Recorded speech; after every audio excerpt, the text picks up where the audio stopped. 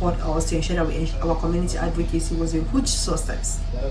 For me, this advocacy program has been a major shift in how I see life situation. It has been a transformational experience for me. It has taught me leadership, servant leadership. It has taught me that you don't have to have much to inspire change.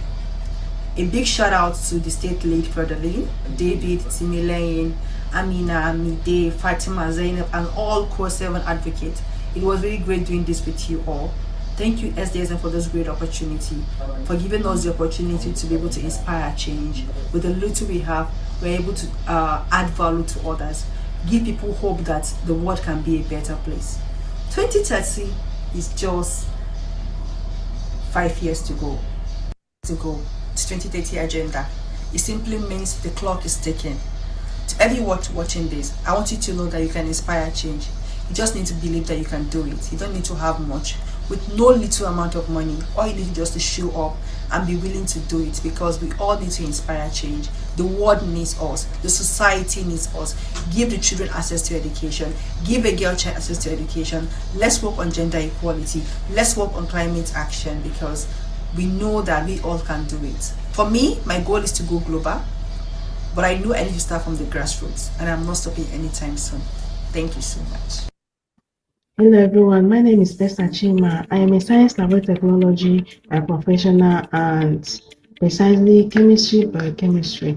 I'm also an SDG advocate. I'm from Abia State but currently living in Port Harcourt, Rivers State. The SDG I am passionate about is SDG 3, which talks about good health and well-being. So, being part of the SDG Advocate program has been a life-changing experience for me.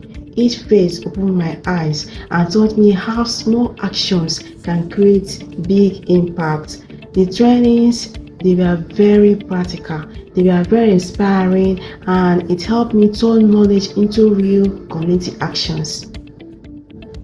The moment that touched me most was the UNESCO project. That is, standing in front of students, sharing what I have learned with them, and also seeing their excitement made the journey real for me and more meaningful.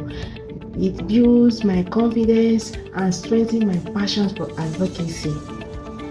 For my own school project, I visited a school and sensitized students on healthy living, on personal hygiene, and how their daily choices affect their future in life.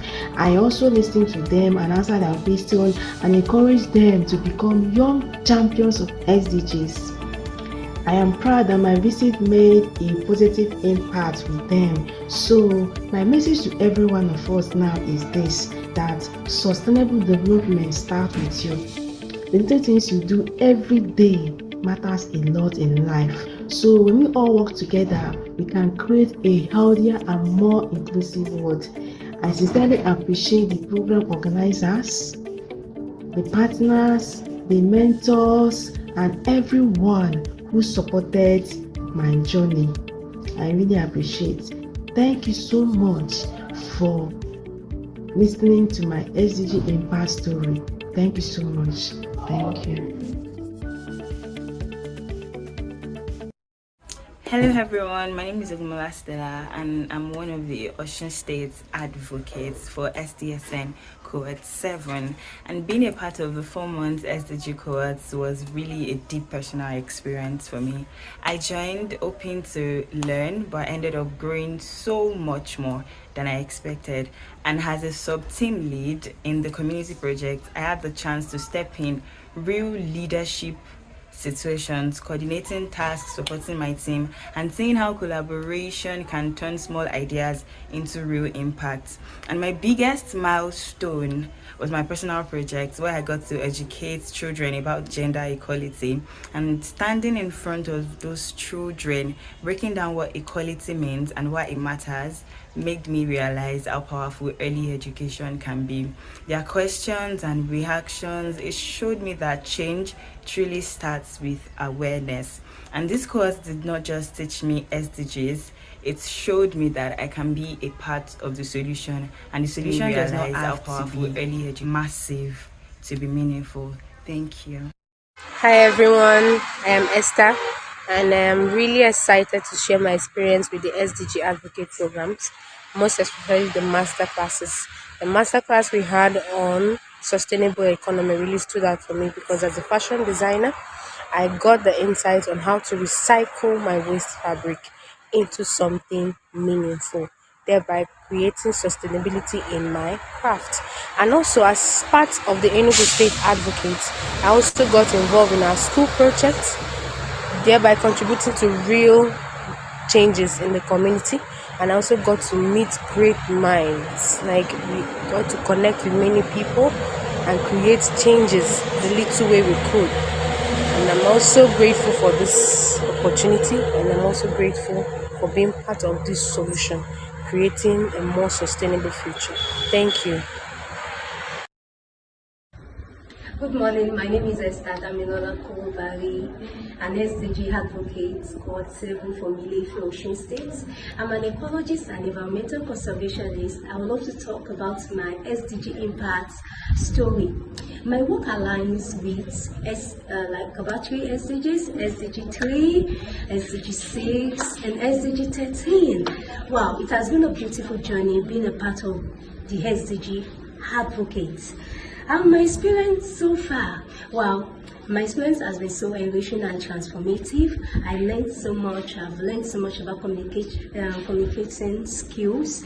I've also learned about community engagement and ensuring that the particular problem in the society is being addressed. Going an extra mile in knowing the challenges around you has been a beautiful experience for me.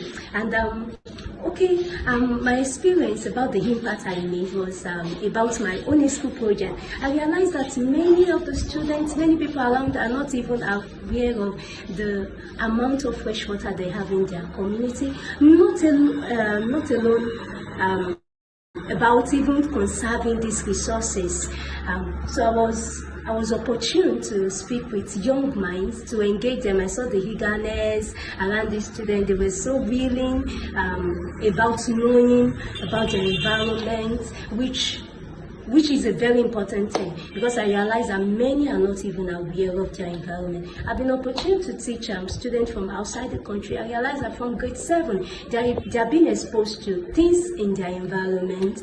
They are being taught about SDGs, pick them one after the other, to even see how they can make impacts in their environment. So it has been a beautiful experience indeed. Yeah, my most impactful moments were the capacity building moments, where different facilitators were able to share their experiences and helped us with different perspectives on how we can achieve the sustainable development goals. So I think those sessions were very impactful for me. Now, finally, I would just love to say sustainable development. Hello everyone, my name is Masterclass and I'm one of the Osun State's advocates for SDSN Cohort 7, and being a part of the 4 months SDG cohorts was really a deep personal experience for me. I joined hoping to learn but ended up growing so much more than I expected, and as a sub-team lead in the community project, I had the chance to step in real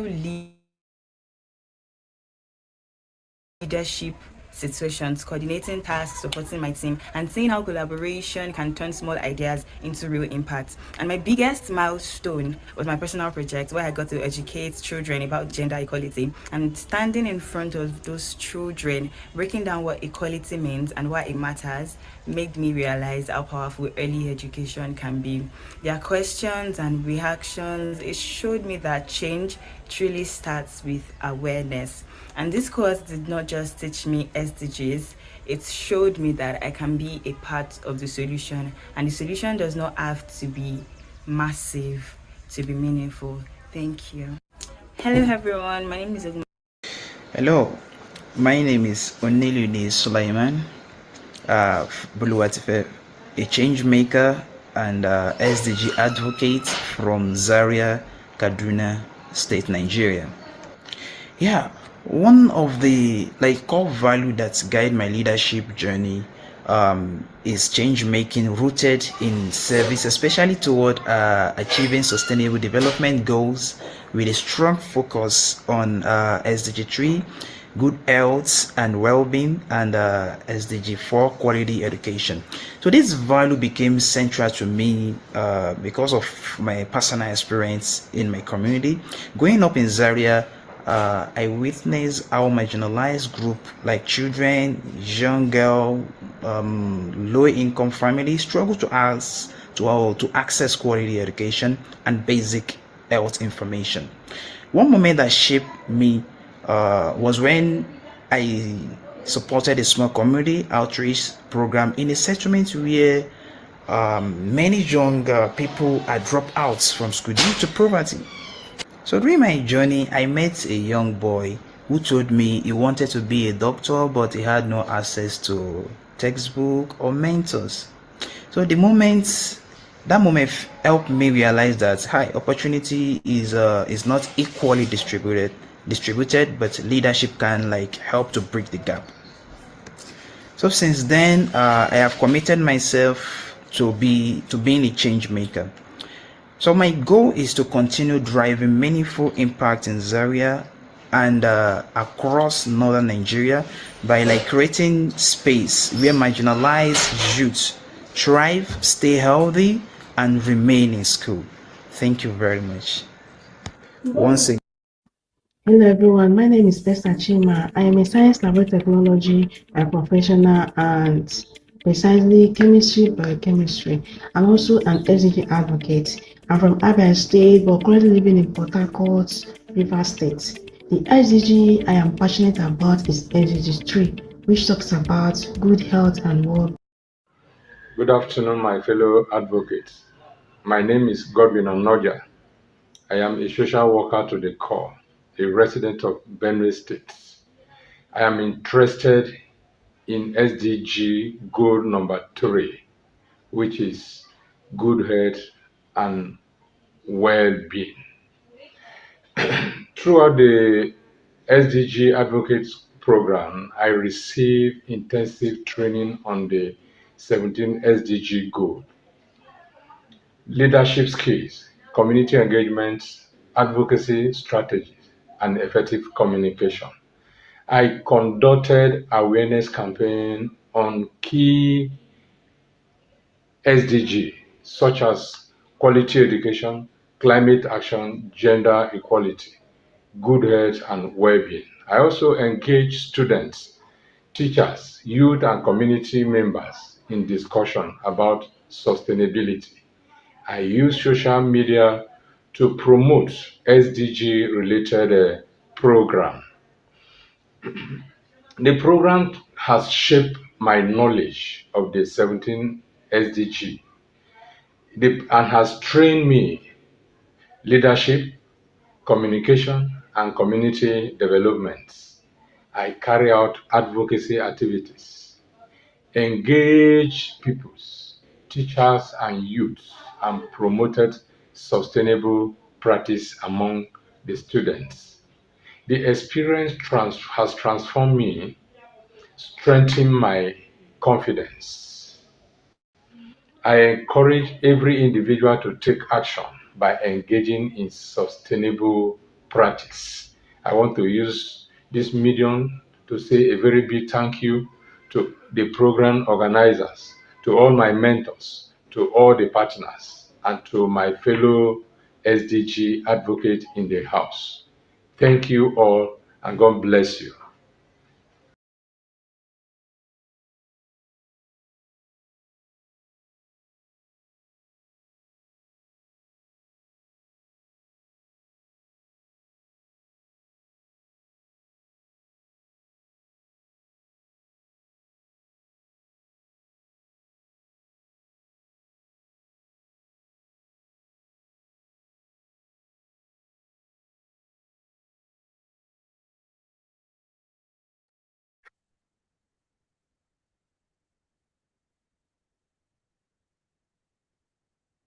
Thank you so much to our technical team for that wonderful video highlights.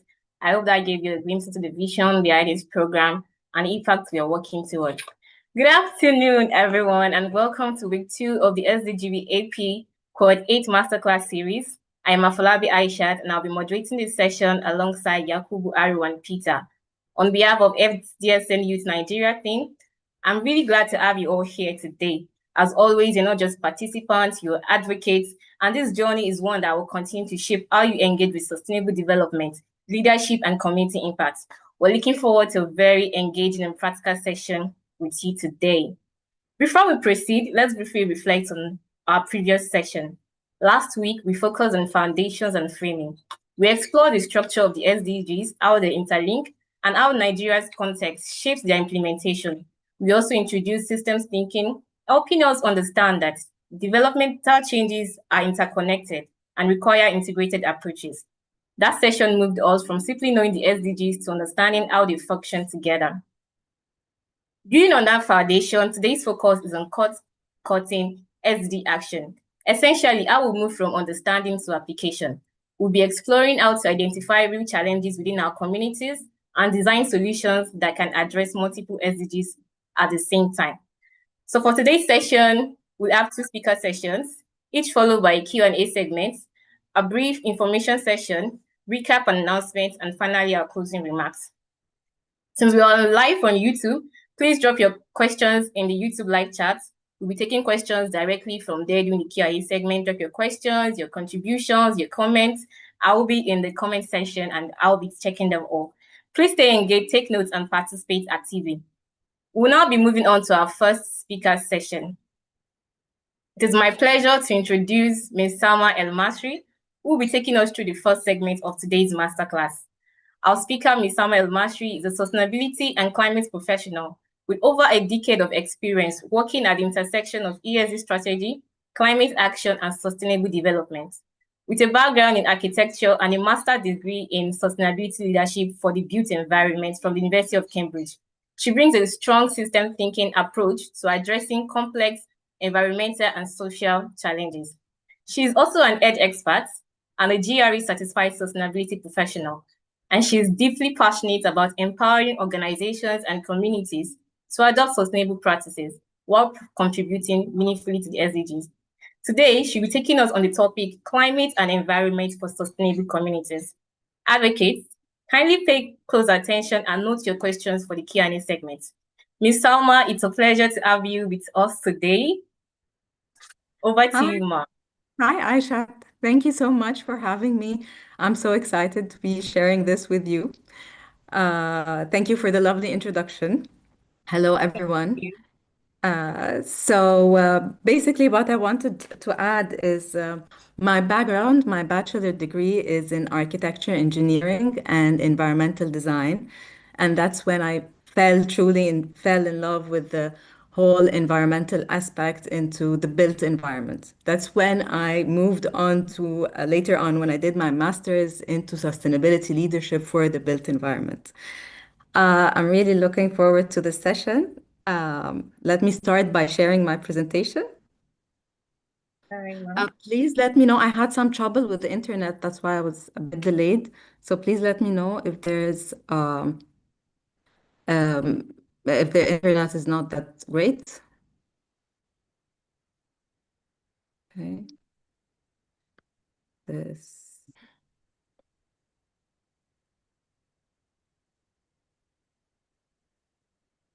So do you see my screen? Yes. Yes, Perfect. I do. Can you kindly put your presentation in slideshow? I think that would be better. Yeah, I will do that right away. All right, thank you. Yeah. Do you see it in the presentation view now? In the slideshow? Not, yes, it is. Thank you. Perfect. So I will be talking to you about climate, environment for sustainable communities. I will be briefly just stating what is climate change. So if anyone is not caught up about it, gets to have an idea what its impact on a local level on Nigeria and its impact globally, briefly. And then I'm going to talk about the SDGs that is directly related to the environment. the 7 SDGs that are directly related to the environment. We'll have a case about a cross-cutting case, impact case that connects those SDGs and furthermore the indirect SDGs as well. We'll have a brief case study, and then we will have let's say it's not an assignment, it's an exercise to have your view about what we just discussed.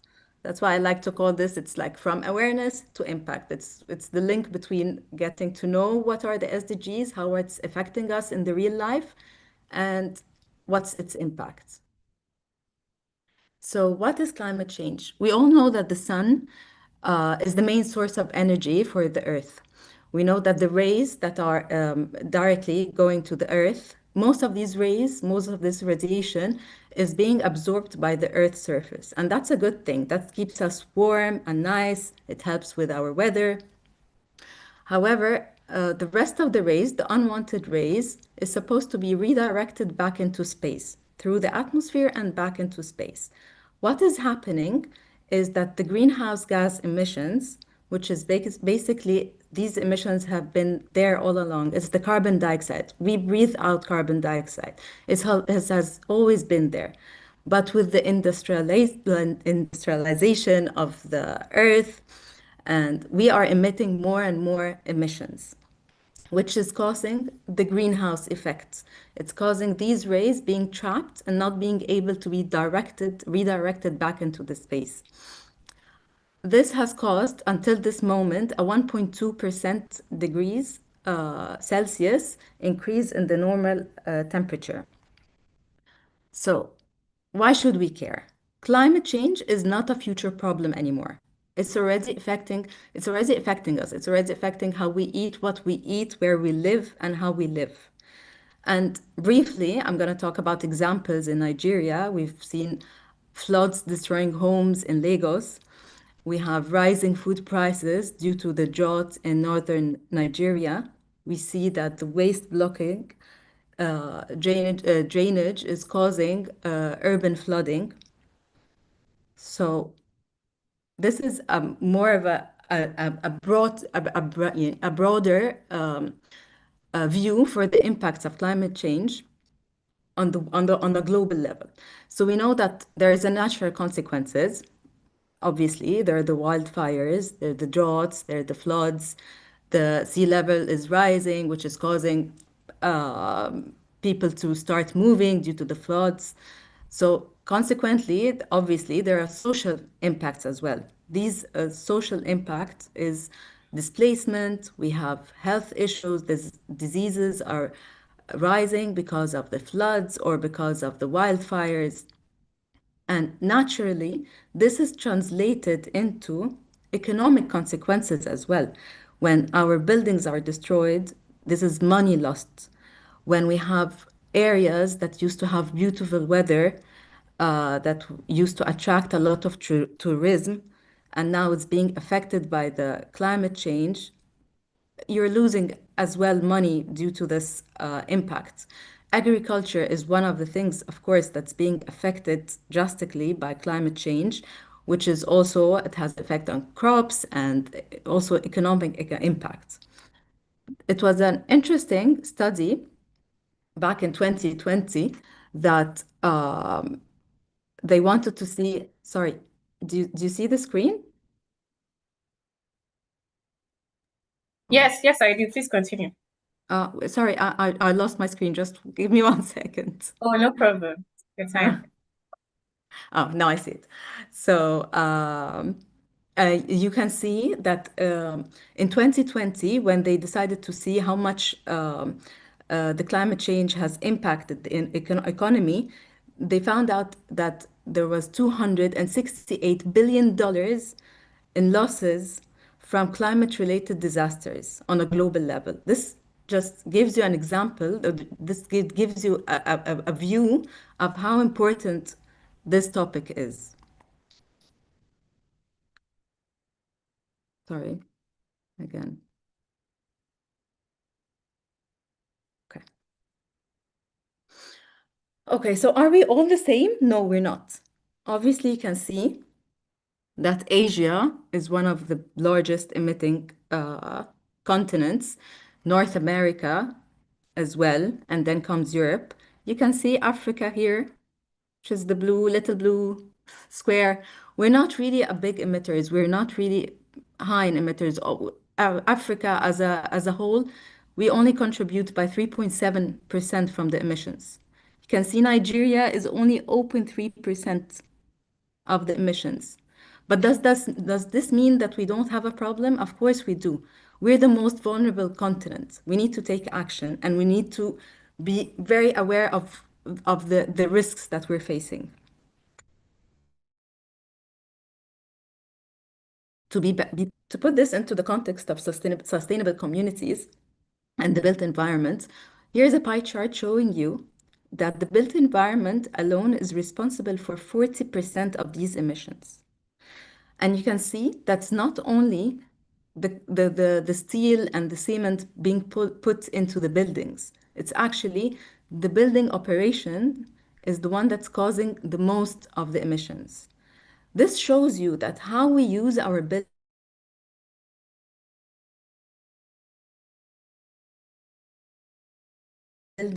is actually, of course, it is still very important, but this shows you if you're using a lot of ACs or if you're using a lot of electricity, this is draining the environment. This is draining our carbon emissions.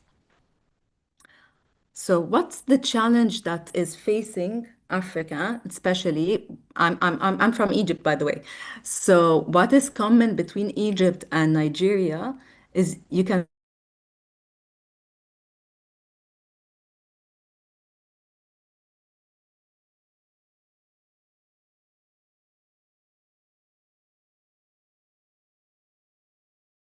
see this is the urbanization by 2050. So so you can see that this is a very big problem. In Nigeria and in Egypt, you can see how fast the urbanization is going to be, how the population is going to increase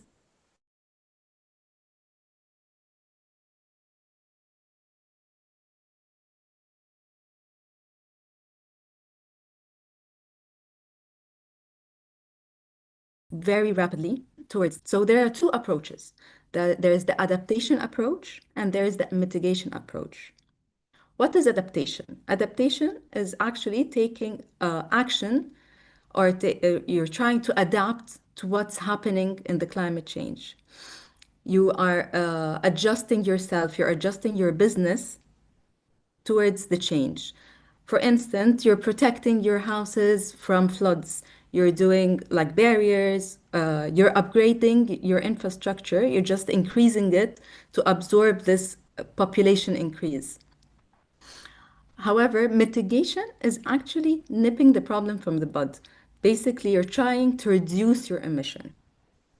You're taking action to decrease your carbon footprint, such as using EVs, electric vehicles, or using clean energy like wind and solar panels, trying to be energy efficient in the houses and in your businesses. And then there's this approach that combines both. And we're going to talk about this approach later on. But however, these approaches are like the natural environment, using plants or planting more trees. This actually does both. It absorbs the carbon, so it is reducing your emission, and it's the same at the same time you are shading your area, which is making it less hot, and you're adapting to this climate change. Also, education, raising awareness is one of the most important approaches that we need to be focusing on. Understanding what's the problem and understanding how to take action is one of the things that you, especially you, the youth, have can take control over. Of course, water conservation as well is regarded as a mitigation and adaptation approach. So I don't want to take too long. I hope I didn't take too long about discussing this introduction. And now we're going to go into the environmental SDGs. So we have 7 SDGs that are directly linked to the environment. Number one is the SDG 6, clean water and sanitation. And I like to give examples from what's happening in Nigeria, or I give you real life examples in Nigeria. And Nigeria and Africa in general. Africa in general has an access problem to clean water. So we need to ensure access to clean water. We also have a problem in the drainage system, so we need to make sure that these drainage systems are working properly to avoid flooding, or to avoid blockage of these drainage, which leads to flooding. The second one, affordable and clean energy, SDG 7. So we know that Nigeria relies heavily on generators. So we know that generators use diesel. Diesel emit a lot of greenhouse gases. It's unstable, it's expensive, and it will keep rising, seeing what's happening around us on a global level. So it is always wise to start investing in clean energy like solar. It's clean, it's cheaper on the long run, especially. Maybe you have an upfront cost of installing these solar panels, but definitely it's much cheaper on the long run. And you can see it has also an indirect impact. It generates jobs. Installing these solar panels and maintaining these solar panels, it generates jobs, which we will see, which is SDG 8. However, we're just going to focus now on the main SDGs for the environment. The next one is SDG 11, Sustainable Cities and Communities. So as I talked before and I showed you the map, you see that Nigeria is expected to face rapid urbanization. Already Nigeria is very populous. However, now it's gonna face a rapid urbanization. And without proper planning and staying ahead of this will lead to poor infrastructure. The infrastructure won't be able to manage all this people.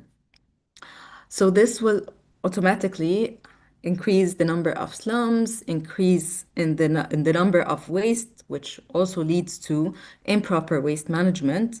And this improper waste management will lead to a drainage blockage, which will cause more flooding. So enough with the bad news. I want to give you a good news in the middle. So SDG 12, responsible consumption and production. According to the sustainability reporting platform, actually Nigeria is taking a firm action to stay on track of SDG 12 targets. It's doing really good. As you can see, it has all green.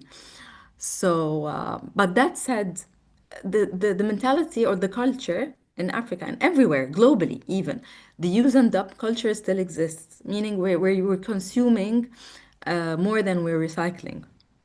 So, and with the threat of urbanization, rapid urbanization, we need to address this, and we need to always stay on track with the waste management. Okay, the SDG 13, climate action. As I talked before, Nigeria is a very low emitter country, and yet it is very vulnerable. Nigeria is facing a lot of heat waves, facing a lot of droughts, facing floods, which we need to put into consideration. And finally, we're going to talk about SDG 14 and SDG 15, life below water and on land. We see that oil pollution in Niger Delta is affecting marine life. It's not only affecting marine life, by the way, marine life it also means it's the food. It's also affecting our food. And deforestation is affecting the biodiversity, which means it's affecting the species inhabiting these forests. So I want to give you a cross-cutting impact example, the flooding in Lagos, and to understand how all these SDGs are all related and are all connected. So if you have poor waste management, SDG 12, this will lead to blockage in the drainage, which will lead to flooding, SDG 11, and this will automatically lead to water contamination. These floods, without being drained, the water gets contaminated, SDG 16. And when this water gets contaminated, diseases rise, and this will affect our health, SDG 3. And when people get sick and sickness, but diseases spread, this will also affect our work, and students are going to miss schools, workers are going to miss their work, which is going to affect our economy, SDG 8. And to take it a step further to show you, when the economy drops, and if our economy slows down, we don't have enough resources, we won't be able to invest in a proper waste management. So you see, everything's linked. All the SDGs are linked. Doing good in one SDG will automatically affect a lot of, directly or indirectly, a lot of other SDGs. So I'll give you a case study example for Barcelona. I know Barcelona is not in Africa. However, they have, I won't say a similar climate, but they have a similar climate challenge. They are facing temperature rise. They are facing extreme weathers. They are facing droughts and heat waves. So what Barcelona decided to do, that was maybe 20 years ago, they launched a Barcelona Green Infrastructure and Biodiversity Plan, which was basically planting trees along the main roads of Barcelona, connecting Barcelona streets with trees, and they called it the green infrastructure. And the results were amazing.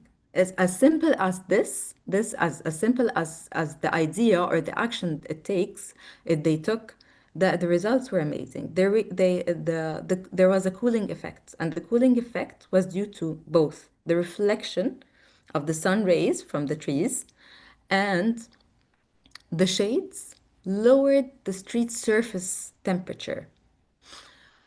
It also had an effect on the air pollution.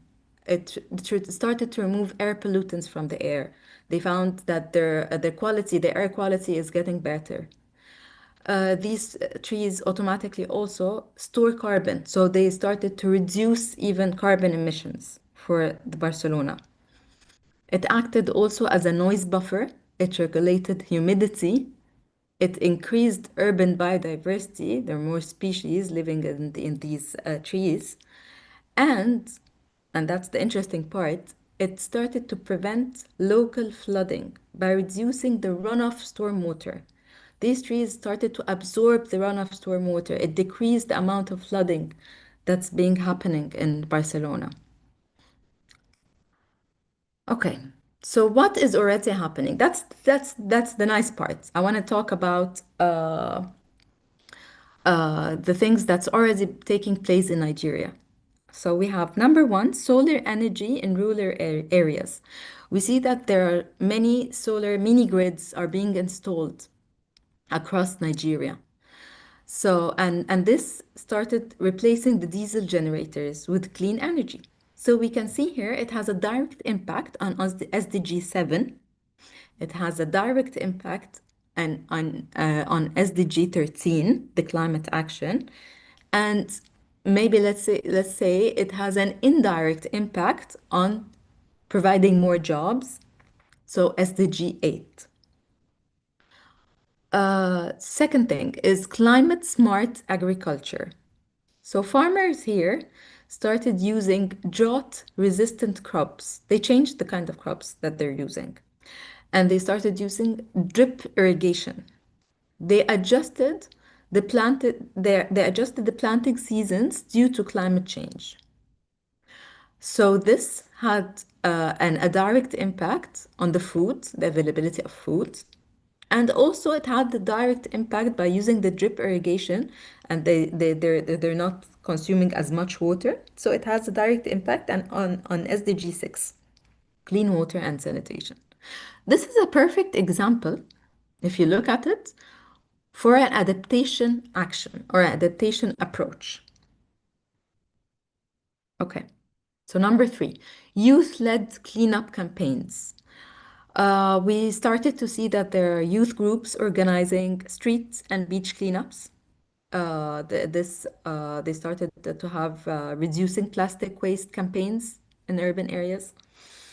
This directly impacts SDG 12, responsible consumption and production, and SDG 11, sustainable cities and communities. And you could say it has an indirect or direct, however, on SDG 14, collecting the plastic waste from the beaches and collecting waste from the beaches.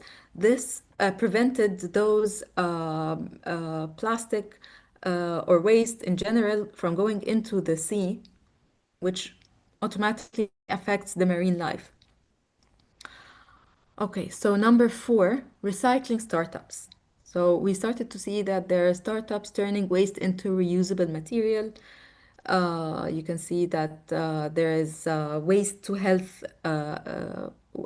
wealth initiatives, meaning, and I don't know if you've heard about this, that there is, if you, I don't know if you've heard about carbon credits, but now you have, they also have plastic credits. You just by collecting plastic, just by collecting, you don't need to even to recycle it, you can get plastic credits for. So this is translated, collecting plastic is translated directly into money and in economic growth. So you see that this recycling startups impact SDG 12 and SDG 8 directly. Okay, so what actions can you take? I would like to take, I want you to really, really, this is the most important part for me, that these are the actions that you can take away from this session. If there is anything any slide that you need to take away from this session, it would be this one. It is the community level actions. Okay, so what you can do in the waste section, you can start organizing community cleanups. You can start basic recycling hubs, or you can just reduce single-use plastic. Just by you reducing your single-use plastic, it would have an impact. So you don't need approvals to clean your street. You don't need to get a governmental approval or whatever. You can go down and clear. You can gather your friends and clean up the street. Okay, so number two, the pillar number two is the environment. You can start by planting trees, or maybe if that's too much work, you can just protect local green spaces. This will reduce heat, provide clean air, and lower emissions. Number three, water, and that's very important. Raise awareness on sanitation. Fix leaks, conserve water. These are very simple actions you can take at home. If you see a leaky tap, fix it. If don't keep the water running. I know that you've heard this a lot, but these small water habits saves lives. You can promote for safe water storage. There's a lot you can do just by raising awareness on its own. This is action. If you informed 100 and just 10 of these 100 took action, it is great job. So number four, energy. Promote solar solutions. I love this picture, by the way, how like a single solar panel, he started to have a business that's probably charging phones. So by using solar panels, you will reduce generator dependency. And if you would take away one comment, I would highly recommend focusing on this. You don't need millions. You just need awareness, consistency, and community. And this here why I put the SDG 17. Community is community work with partnerships, with gathering more people. This is when you get real actions done. This is actually understanding sustainability is basically you have to understand that it's all connected. An interdisciplinary team will actually have more results than a single person focusing on an action for his lifetime. So community and partnerships is the soul of everything that you do. Okay, I will leave you with this. I don't know whether it's me or the moderator that should be asking you this. Aisha? Yeah, it's fine. You can ask and I'll check the Okay. Okay. YouTube. So I want you to identify a local environmental challenge in your community and propose 1 to 2 interventions or actions and link them to relevant SDGs. And if you can have this in the, let's say, Aishat, in the comment section, that would be great. And for starters, do you think Barcelona's case study, let's let's take this first. Barcelona's case study, do you think was it a mitigation approach or an adaptation approach?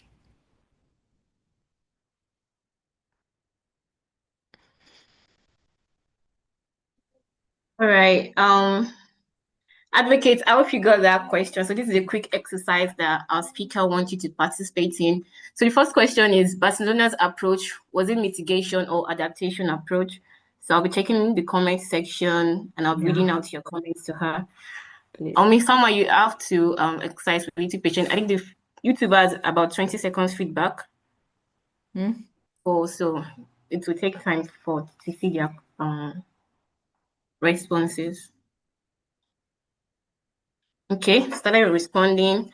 Okay. Darasimi says mitigation approach. Amdala Debimpe mitigation approach. Okay, I see some adaptation, but most are saying mitigation approach. Adiza says both. So both mitigation Yes. and adaptation. Yes, that's the right answer. It's both. It's Both. actually Okay. mitigation. So no one is incorrect. Everyone got it right, but it's both. It is mitigation and adaptation. So good. So moving on to the next exercise, Aisha, I would love for you to explain it further if you'd like. All right. So in the comment section, please identify a local environmental challenge in your community and propose 1 or 2 interventions or actions and link them to relevant SDGs.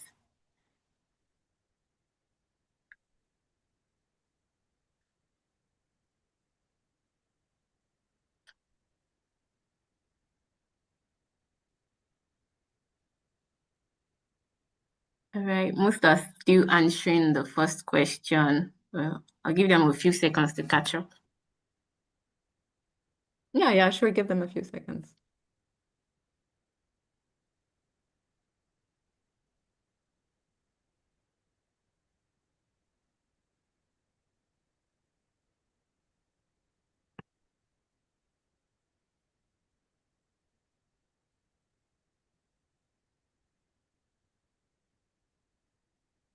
Okay.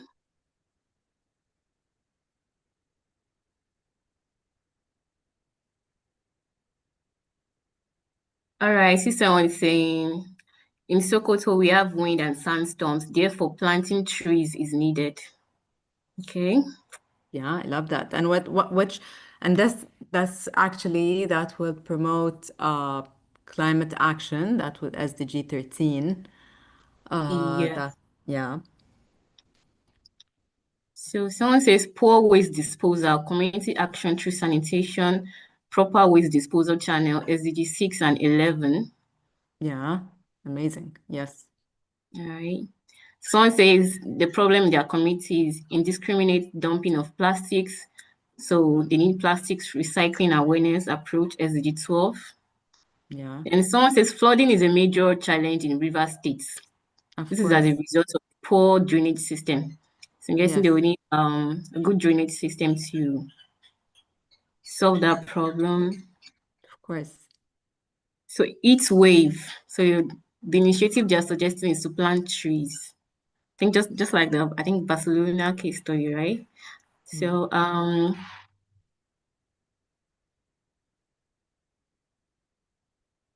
responsible consumption and production. So I think someone says a waste to wet workshop is needed in their community. Mhm. Um, then I think most are just waste management, plastics. I think that's the I agree. I agree. I think rest.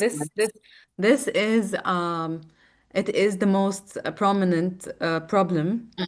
that you're Yes. facing. Actually, it makes a lot of sense to put on focus, and given Mm, the population, the number of population, and how it's going to rapidly increase the next 20 years, this needs to be addressed now before, I don't want to say it's too late, but before it costs more, before the solution mm. becomes more expensive and becomes more difficult to achieve. Yes, absolutely.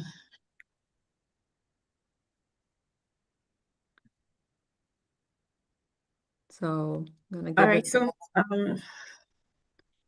Do you want to give it a more minute, or we can just I skip think to we the should move Q&A? on. Yeah, Yes, let's move on. let's move. So basically, thank you, everyone. I hope this was informative, and I am looking forward to the Q&A section. Thank you very much, Miss Salma, for that Thank wonderful presentation. Advocates, please put your favorite emojis in the comment section to appreciate her. This was such a comprehensive and well-delivered presentation. Thank you very much. You thank have you. explained climate change. You emphasize the cost-cutting impact of climate change, especially in Nigeria, with Yes. solutions and case studies from other countries. You also Mhm. elucidated community level actions that we can take. And he said, we don't need millions, we just need awareness, motivation, and consistency. Thank you very much for that wonderful session. So we're moving on to the Q&A session. So the Thank Q&A you, session everyone. is, I think within the next 10 minutes. So we'll Yeah, just take sure. the questions that we can within that time frame. So we're checking the comment section. Advocates, kindly drop your questions in the comment section and I will read them out.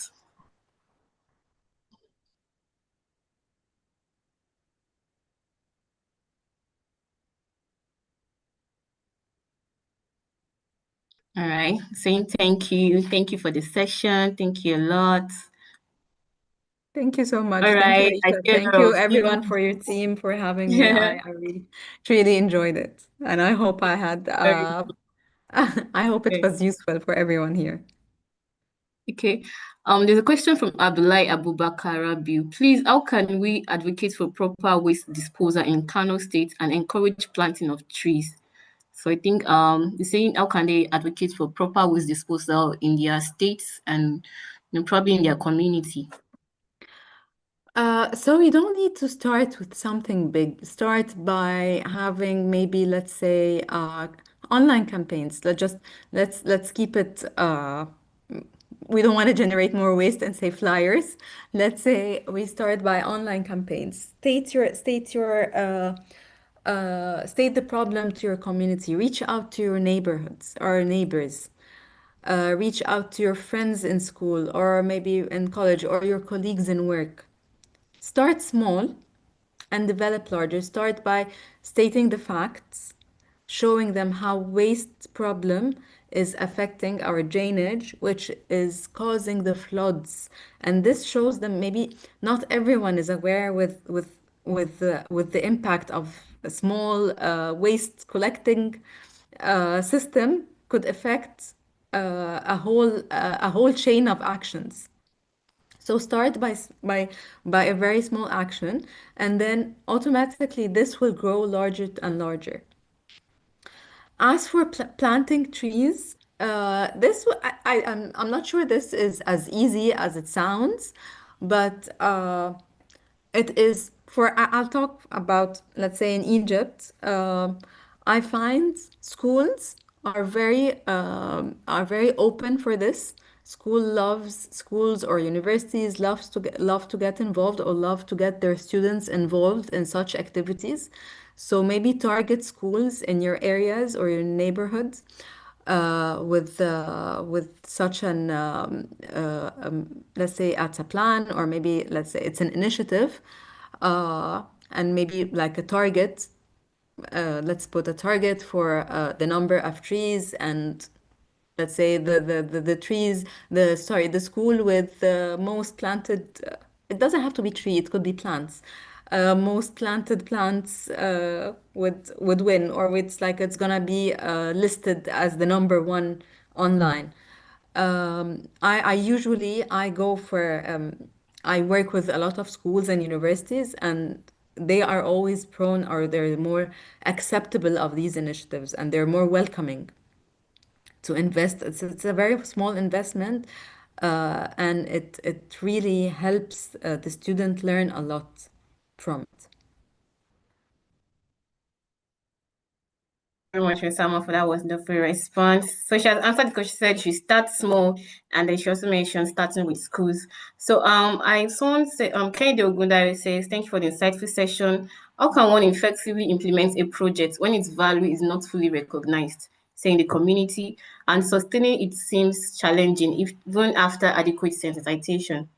So I think we mentioned advocacy, right? They should advocate and start campaigns. But she's asking, even when after sensitization, after the campaigns, the project value is still not fully recognized, and sustaining it is also challenging. So how can they Uh, effectively implement that? okay, so I hear you. As a sustainability consultant, it is a very difficult field to work in, or it's a very tricky topic to uh, to view direct, let's say, results. The results are a bit not as direct as we would like it, or is not as quick as we would like it to be. But as I understand, it's how to get to get them engaged without seeing these let's say results. It is I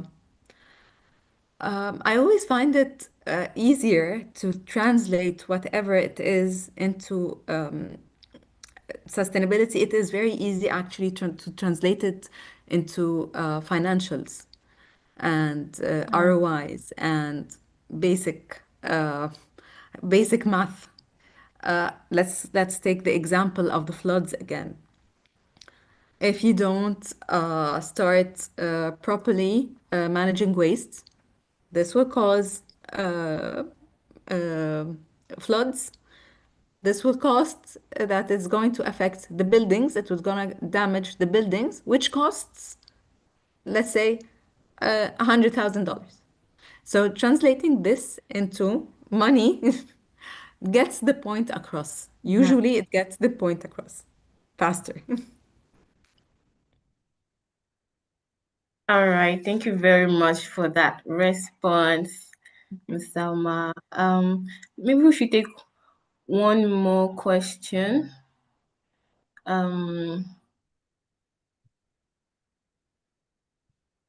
so someone says, what do we do when relevant environmental bodies interfere due to regulatory policies? I think they're asking if they have,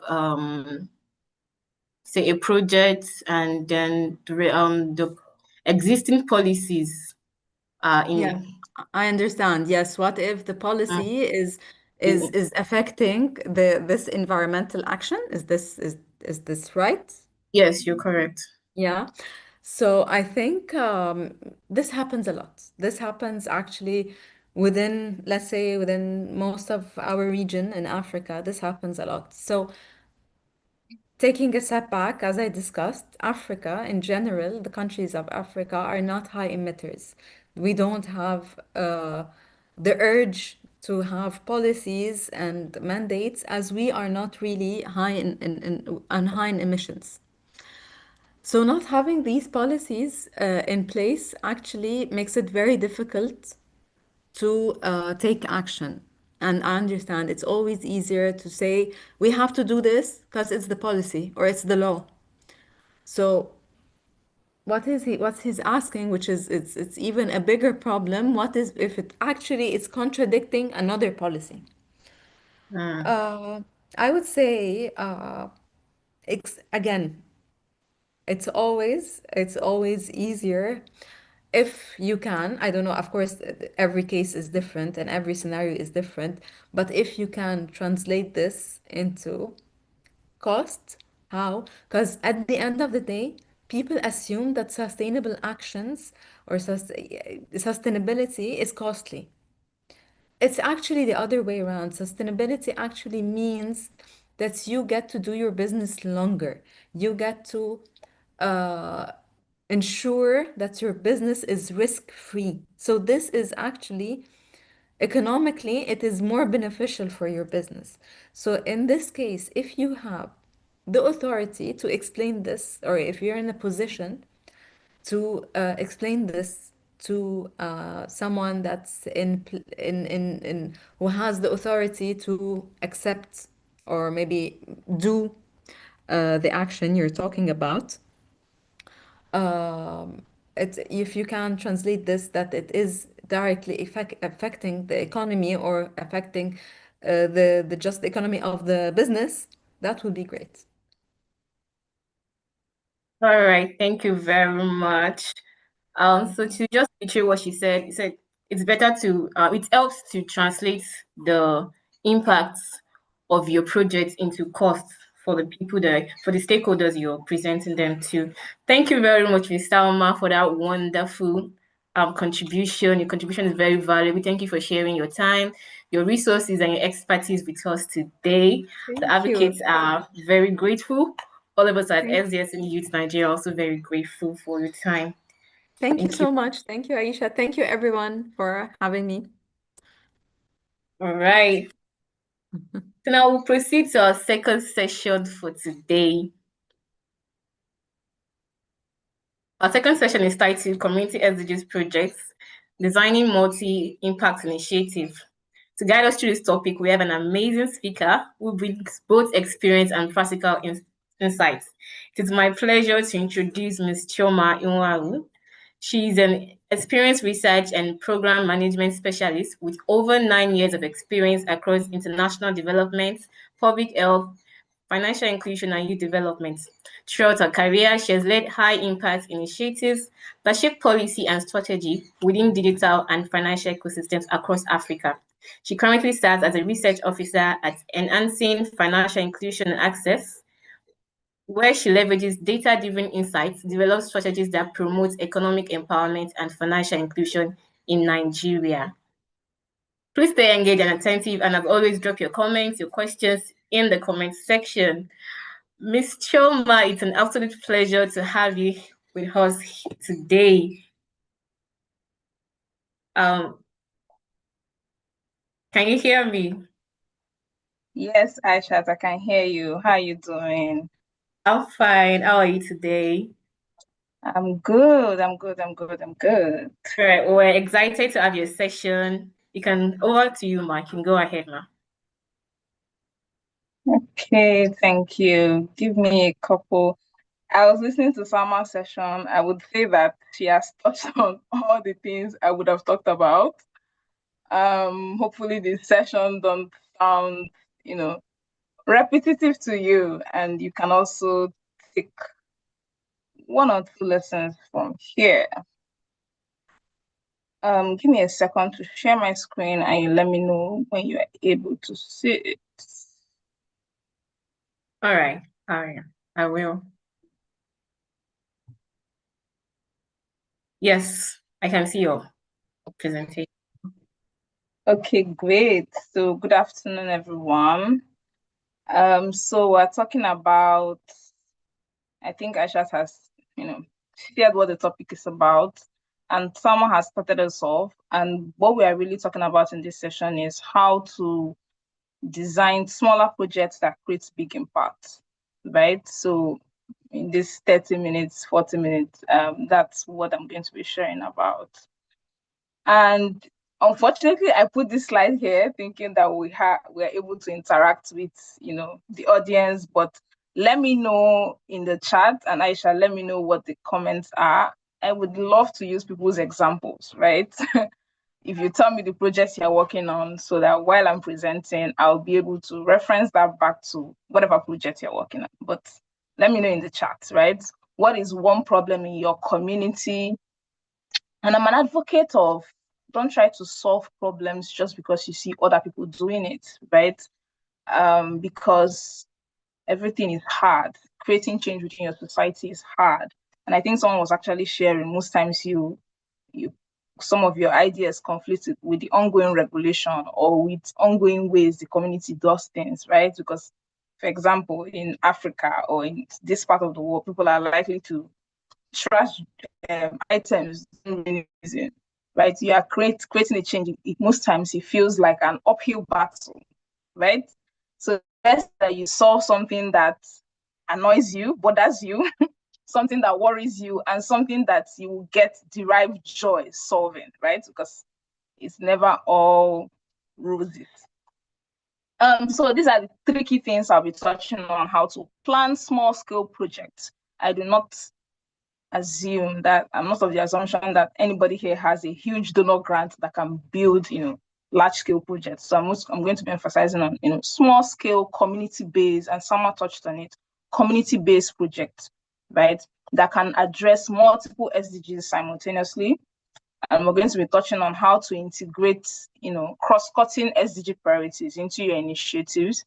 And we're going to be talking about, some quick strategies, and this is not everything, but some strategies to make sure that your project is impactful. Impactful is that it's benefiting someone, that you are not just doing project for project's sake. You are not just doing something for clouds or for clicks, but that it actually helps people. And then how to make sure that the project outlasts you, right? Sustainability, I think. I have two images that by side about, and I put this here because I've actually seen this thing severally in several projects I've worked on. You can find something that annoys you. It could be the drainage system, but then even when you clear out that drainage system, you see that the next rainy season people do the same thing, which goes on to tell you that everything is kind of connected. That might not be the root cause. There's also the issue with problem solving, which is most times what you are seeing is an after effect of a root cause, right? It's just the tip of the iceberg. That's what you're experiencing. Whenever things become obvious to the five senses, most times those are symptoms, right? They are not the real issue, right? They are undertones. There are so many underlying things behind that experience you are seeing with your five senses. When people are not, so let's use an example of what is on my slide, the slide on the left. So you see that the pipe-borne water, it's not clean, it's not sanitary. And you can say, oh, let's do a new pipe-borne water for these people, right? That's symptomatic thinking, right? You are just looking at the symptoms. Remember, once the problem is up, once you can see, feel, and touch it, that's most likely the symptoms, right? There are several things that you're missing. You could actually fix this pipe-borne water and people still wouldn't use it, right? Because there are other root cause issues. There's a reason why the place looks abandoned, even to start with, right? So think about it that way. There are several things you could also be missing. You could fix the pipe-borne water and people come and take it, then the water is not clean, right? And that could have been the reason why they abandoned it in the first place, right?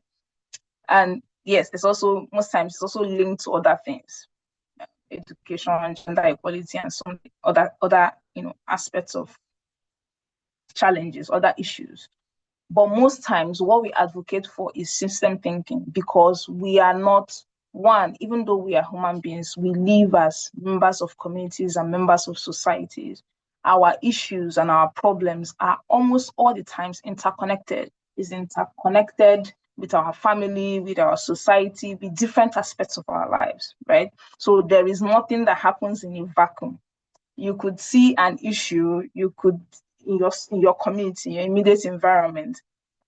Most times, I think in business world, they'll ask you to do the 5 whys. Like, why is this an issue? This is happening. You'll say, why is this happening? So if you dig deep into the issue to figure out the why, that type of system thinking helps you to create impact, right? So that your solution, because you've also seen this, you've seen a lot of abandoned projects in Africa, and that is one clear among other reasons, right? That is one of the reasons why there are several abandoned projects across Africa, regardless of the sector, whether abandoned health facilities, abandoned immunization centers, abandoned, pipe-borne water supply, is because part of it, I wouldn't say that's the only reason, because system thinking was not included, right, in the thinking behind that project, right?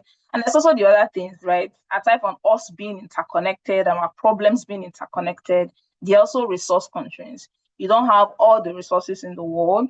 And if there's one project that can solve multiple things, that is the best way to, leverage that project. And there's also time constraints.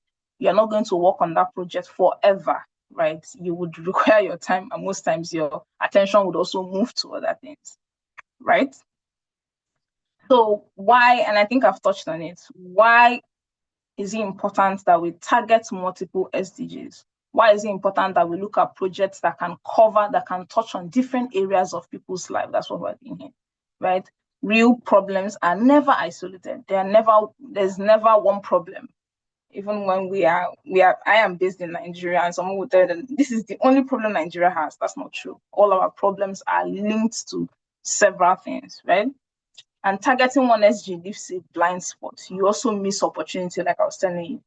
You can miss a resource opportunity, time opportunity. So think about it that way. You are leaving things on the table. I think that would be the word, right?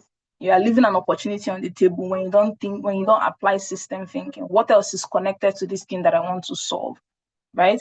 So a project that addresses, for example, water supply should also consider health. It's not just about building pipe-borne water in a sanitary place. Is the water clean enough, right?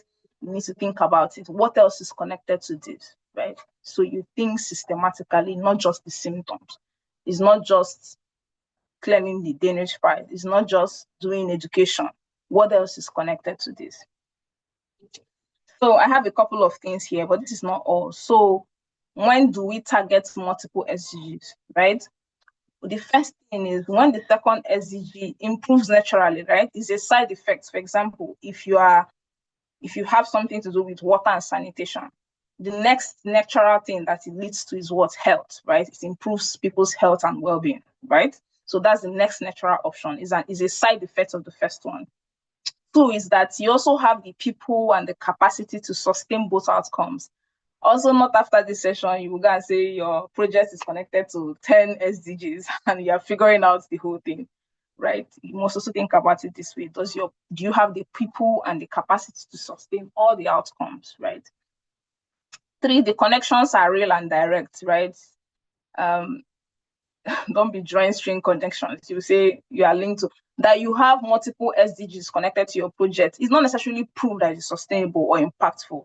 Is that there are real connections and you are paying attention to those connections. You are performing activities, right, towards making sure you get outcomes in those aspects. Not just that you presented it and yes, even if you're going for grants, people are going to ask you that question, right? How is your project linked to this? For example, when we said water and sanitation and health, right? You can't just in your proposal and say, oh, my project is focused on water and sanitation, and therefore it affects SDG 3, that's health. That's true. So what are you doing to make sure that that connection is real in your project, not just you stating it, right? Are you teaching people hygiene, aside from getting them to clear out their sewage system and all those things? Are you also teaching them about health? What are you actively doing to make sure that connection is real in terms of your project, right? And your project design actually changes, yes, because of the SDG. It's not just something you wrote down, right? And I also have here, when do we not, while this is all fine and good, there are also times where targeting multiple SDGs might not work or might not be feasible, right? Like I've touched on it, when you're just doing it to make your proposal look, sophisticated, right? And when you can't actually describe how each SDGs would improve, right? You just added something.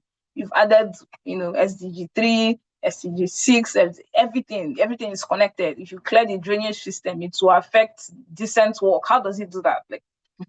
Right? You need to actually be able to describe that, provide it, and show what you are doing. to make sure that whatever project you're working links back to that SDG.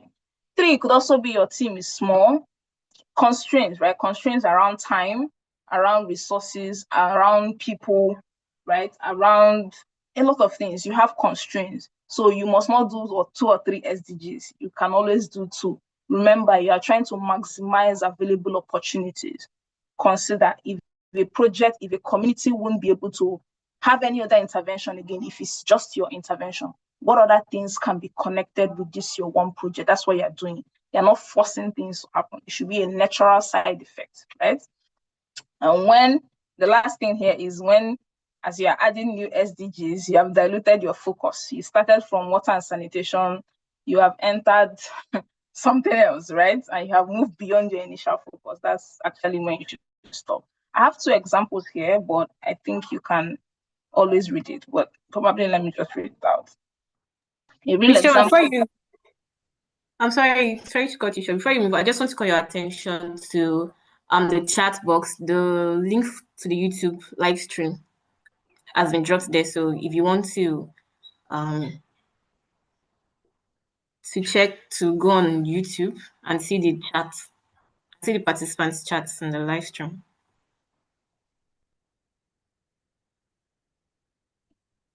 Okay. All right, thank you. I'll check that. All right. So a real example of when this has failed or where this is working is, for example, a youth project in Port Harcourt launched a clean up digital skills and mental health project simultaneously. They had only 8 volunteers, and by week 3, everyone is tired. It's clean up. You're trying to clean up the community. You're trying to teach people digital skills, and you're trying to empower people in terms of their mental health, right? But you only have 8 people. None of the 3 SDGs were meaningfully addressed because you are spreading thin and there is no depth in one area. So that is an example, right? So I also have a real example of where this worked, right?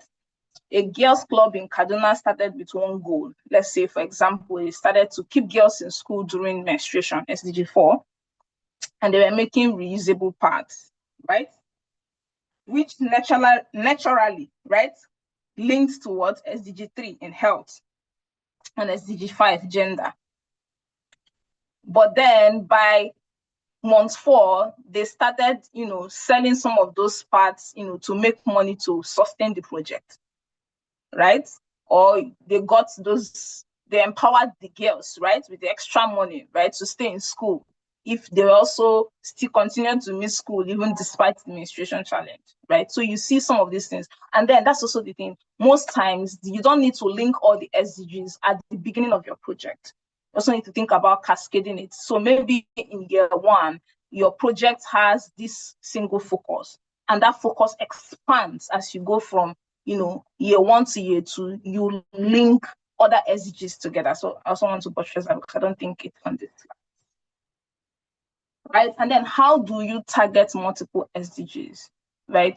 The first thing is to choose your primary SDG. What's your project you are doing? Remember, you don't start with the SDGs, you start with the solution. Your solution is linked to what SDG? What is the problem you're solving? What is your anchor SDG? That's where you naturally start. And you now identify the secondary one. What does solving this problem naturally, remember we said naturally, is an outcome. What would it naturally lead to? You don't force it. What would it naturally lead to? And I have some examples here. For example, if your anchor problem is flooding and drainage, right? You're trying to solve for flood in the community. That community is always flooded due to clogs in the drainage system.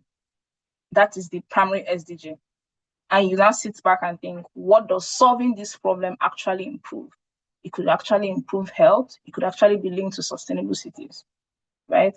And then you can, if you're looking for an additional SDG, remember, it's not compulsory. And remember, whatever additional SDG you choose, you need to be doing something intentionally to make sure that you get that outcome. It's not just something you state in the paper.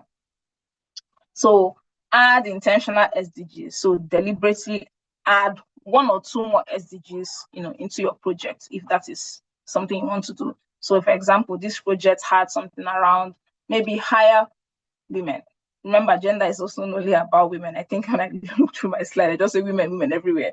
Gender can also be men and women, right? So always start with your primary SDG and ask yourself, what does it automatically, what does it naturally improve? And what other thing can you add on intentionally? I have lots of examples in this slide, and I can always share the slides, right? So there's the primary one, and I have an example here. If it's school nutrition, that's the SDG zero hunger. What would that naturally do? Means quality education. People will stay more in school. You reduce school absenteeism. What does that mean? It means that children will be able to get skills to work, right? They will get skills that they can monetize and make money. And you can also link it to something here, an environmental awareness, and then you can intentionally include women, gender equality. You see that? I also have more examples here, so you can always look through, but it's the same principle. What is your primary SDG? What does it naturally link to? And what else can you intentionally add on? We also had, one lesson to touch on cross-cutting themes, right? When you are building out your project, most times there are themes that show up across, your project. And if you are ignoring it, and there could be different reasons why you ignore it. We've talked about it. If you have constraints, right? But most times for communities, like I think I said this earlier, if you are designing your project, consider that what if this is the only, it will never be the only solution the community benefits from, right? But it's a way to frame your thinking. What if this is the only project that tackles this issue in the community? What else can we leverage on this, right? So a theme that shows up in every SDG. So it's not just one. Your project shouldn't ignore it. You should try to build on it. Across all SDGs, there are some themes that, no matter how your solution looks like, it will always touch on it, right? For example, is health. Why? Because every project would, in some way, right, affect people's body well-being intentionally or unintentionally. So if you are thinking of, and this aligns with the first thing, you consider your project. If you are thinking of, leveraging multiple SDGs, you ask yourself, how does this project affect people's well-being? Does it reduce illness? Does it improve their nutrition? Does it, lead to access to clean water or sanitation? So that's the way to think about it. It means that some of these SDGs, you will naturally have SDGs that are linked to your project, right? This is a good map to look at it. For example, a school garden in Ibadan. What does it mean? The children that plant I think I saw one video about some of this, this promotion about Chinese children's school, kindergarten schools, and the children. Now, I don't know if they are the ones that planted the cabbage, but like at the end of every planting season, every child goes home with a big cabbage, right? That they will eat at home, right? So I'm not sure if in Africa we've gotten to that, but yeah. So a school garden, if children were, but I also think that in some secondary schools in Nigeria, I think they do this. Agric students would typically do this. The plots of farms assigned to people during practicals. At the end, at harvest season, I think the children get things. I'm not sure, but I think some people get things. Naturally, we would expect the children to eat better, attendance will improve, and fewer sick days. And I think I've seen somewhere where people run this as project. I think I've seen this somewhere, but I'm not sure how that project was implemented now. But as part of practice in the class, right? During harvest season, people, the children were able to sell the items and pay off their school fees and some of those things. But you need to make sure it's aligned with practices, and that would typically happen in rural areas, right? So also think about education. If your project has something to do with skills, awareness, or economic opportunities, you ask, all these things are linked together. If your project is education focused, is linked to work, economic opportunities. So think about it, and you can also intentionally layer in gender. So that's 3 SDGs already. So think about it that way. Environment. If your project has something to do with environment, think about it. How does it affect health? How does it affect livelihood? What of future resilience? So resilience of the community. That's one thing to think about. So you see, there's a theme around certain SDGs. There are themes that link them together. So I'm sure you'll be able to maybe share in the chat which of this theme is your project, based on. And this is a quick way to figure out what SDGs are linked, how you can, link your SDGs together. Yes, I also want to portray something about gender. Every project affects men and women differently, right? And most times that's why we are intentionally about saying that gender is a good thing to always add on to your project. If your project is not naturally gender focused, is not a good add-on, is a deliberate thing to add on to your project, because how water and sanitation projects, how projects are implemented, the impact of projects in the society affects men and women differently. So it's something to be deliberate about, right? I know one of the other things we wanted to talk about too in this session is how to design your project, right? And why there are so many things on this slide which you can always look up, and I'm sure you always learn in this project. I want to start off by focusing on one thing, which is, as elites, no matter everyone here is educated, or you can access a form of education. When we're solving community projects, there's always the bias to assume that you know what the problem of the community is. I think that's the first thing. I want to talk about what issue you're addressing, right? There are several other things here. We always tend to assume that we understand the problem, whether you are living as part of that community, or whether you are visiting, or whether you think the community is impoverished and needs your assistance. Needs assessment, I call it needs assessment, when you are deciding to implement a project. And this is not only community-based project. Even when you want to run a youth empowerment project online, right? You want to share knowledge, you want to train people in a particular skill they can use to earn income. Most times you always assume what the problem is when you start off. So this is my plea, that whatever project you're running, right? Whatever projects that you want to design, whatever SDG you're hoping to target, you need to pause and ask the beneficiaries how they perceive the problem.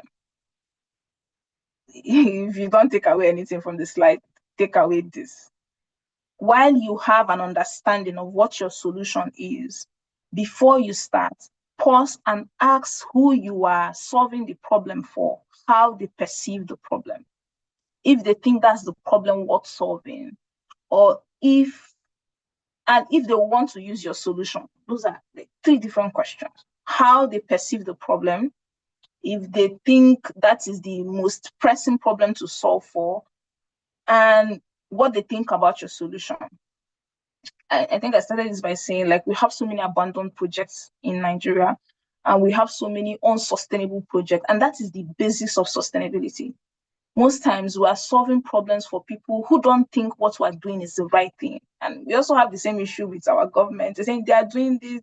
It's because nobody is asking you for your opinion. So if you are going to any community, if you are doing any campaign, if you are, whatever you are doing, pause and ask people what they think about this problem. And make sure that their inputs, like not when you do the exercise, you do it, just for doing sake, and you don't implement their feedback into your solution, right? What is the problem you are solving? And I've told you three things to always ask them. What is their perception of that problem? I give some of these lectures with students that do project management in one school in the US. I gave them this example. There was a project that, sometimes when missionaries go to rural villages, you're like, oh, these people don't have water. They are lacking water. The water there, the stream that is clean for drinking water is like miles and miles far from the community. And the roads are scary. They are climbing hills. Like, they need water. They need water. Made all the whole road cost and ended up building a pipe bomb, like in the center of the village, built a pipe bomb water.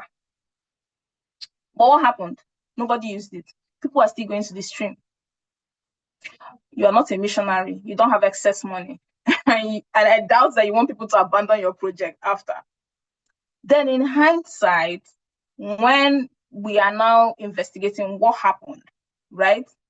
It turns out that who are the people that typically fetch water in this village is not the men, it's the women. On those lonely routes, it's usually the women. That's how that community is set up. The men go for hunting and the women are at the stream. And for that community, that's the only one time where the women have opportunity to hang out and to gist. They never come out, they never interact when they get home. That long journey to the stream and that time spent in the stream is the only ever time these women speak to each other. But you have now come with your pipe-borne water and you have taken that away from them. How do you think they would react, right? Well, this is a typical local case that has happened in a community way back in the 90s. That is still very much relevant till today. Let me apply it to youth empowerment projects that promotes, skills, getting skills. Is it skills that is the issue? People can go online on YouTube and learn a skill. Is it really skill and your campaign about they should learn a new skill? Is that really the issue? Giving them certification at the end of that skill, is that really the issue? Right? So ask these people you want to solve their problem. Ask them what they think about the problem. If they think that is the most urgent thing to solve for, and what they think about your solution. That is the way to solve for unsustainability, lack of impact, project failure, abandoned project, right? Remember that. And maybe let's move on to the other things, right? Who benefits the most? A lot of people also benefit from projects, right? And most times you have unintended beneficiaries. You can do a project for women, and most times the husbands benefit. Credit programs across Nigeria, most times it's targeted at women, but who benefits the most? Men. So you need to decide who are your beneficiaries. How do you make sure your beneficiaries are the gain, how would I say, maximize the benefits for them? It's not that other people won't benefit, right? Most times they will benefit, but like you make sure that whoever is your target beneficiaries, they are benefiting from it, and the benefits are not sipping up to the other group and like leaving your beneficiaries high and dry. Resources, what resources do you have? So these are the things you need to think through before you even start planning your project. What are the resources you have? Resources, when we say resources, people don't think about money. It's not only money. There are people, right? You can never, and I think someone was talking about it, community-based projects are the best. Projects that are not just run by individuals, right, are the best form of projects, because what you're lacking, the other person would make up for it. Expected results, you need to be clear, not just you want to do this. Most times when people describe their projects, they describe their activities. What do you want to see at the end of all your activities, right? What will you improve? What will you change? What is your goal? Let's talk about it. Then you talk about what are your activities. You need to pick a resolution, the change you want to create, right? And then what will you be doing to make those changes? Timeline. You can never do your project in perpetuity. You need to pick a time frame. You need to take a time frame. Is it in 30 days, in 3 months, in 6 months, in 9 months, right? And then, like we've been talking about, what SDGs does this project touch? I think I have this here, what I was emphasizing about mapping need. This is really important. This is really important, right? Yes, so in conclusion, what makes a project impactful? And I think I've touched a little bit on this, right? Impact is that it changes people's life. There are a lot of projects. There will be new projects. There will be, okay, this is the 8th cohort. There have been 7 cohorts. Have people's lives changed, or are you just doing it for the motions, right? Most time, remember, the premise of this conversation is small projects that make big impact, right? Sustainability beyond you. I don't know if we have that kind of mindset as Africans. You need to think beyond you. If you don't do this project forever, who else can do this project beyond, after the first event, what else happens? How do we make sure that this is sustainable? And I've told you the first principle thing, the people. Will the people, the beneficiaries, what do they think about your solution? And that's the thing with community-based projects. People, once you come and you say, it's just this your solution, they will dance with you, they will do whatever. And once you are done, as you are leaving, your project and your materials are swept away with, gone with the wind, right? That's the beauty of people. Beyond all I've said, I have some, I think 3 points here, 4 points here. Build community partnerships from day one. Don't say maybe at the end of the project, I will go to the local leader and then tell them about what I've done. No, start from day one. A community, what I have is a project with only one student, energy dies when the student graduates. People start off things within, when they're in school, they start off project. What has happened, right? It dies off. And if it's just you also get tired, because like I said, it's never that easy, right? When you're implementing projects, right? But if you have a group of people, when you are weak, the other person helps you, encourages you, right? But beyond that, start with build community partnerships. And it also comes from the mindset that when people feel they are solving community problem, that the community are so impoverished that they don't have capability to take on the project. That's also a wrong mindset. Even if you are coming to train people in a community to use one big technological tool, you must find a group of people, not just one person in that community, a group of people that you are going to hand over that training to, right? Not come and say, nobody in the community knows it. They can never understand it. It's only you that came from Abuja that can understand it. That defeats the purpose of sustainability. You must find people. And most times, communities have ingenuity. They might have a different way of doing it, but they would understand it and implement it how you want to do it. As long as you are not hung up on yourself, you would build a sustainable project, right? It's your project. Don't try to do everything at once. Impact also takes time.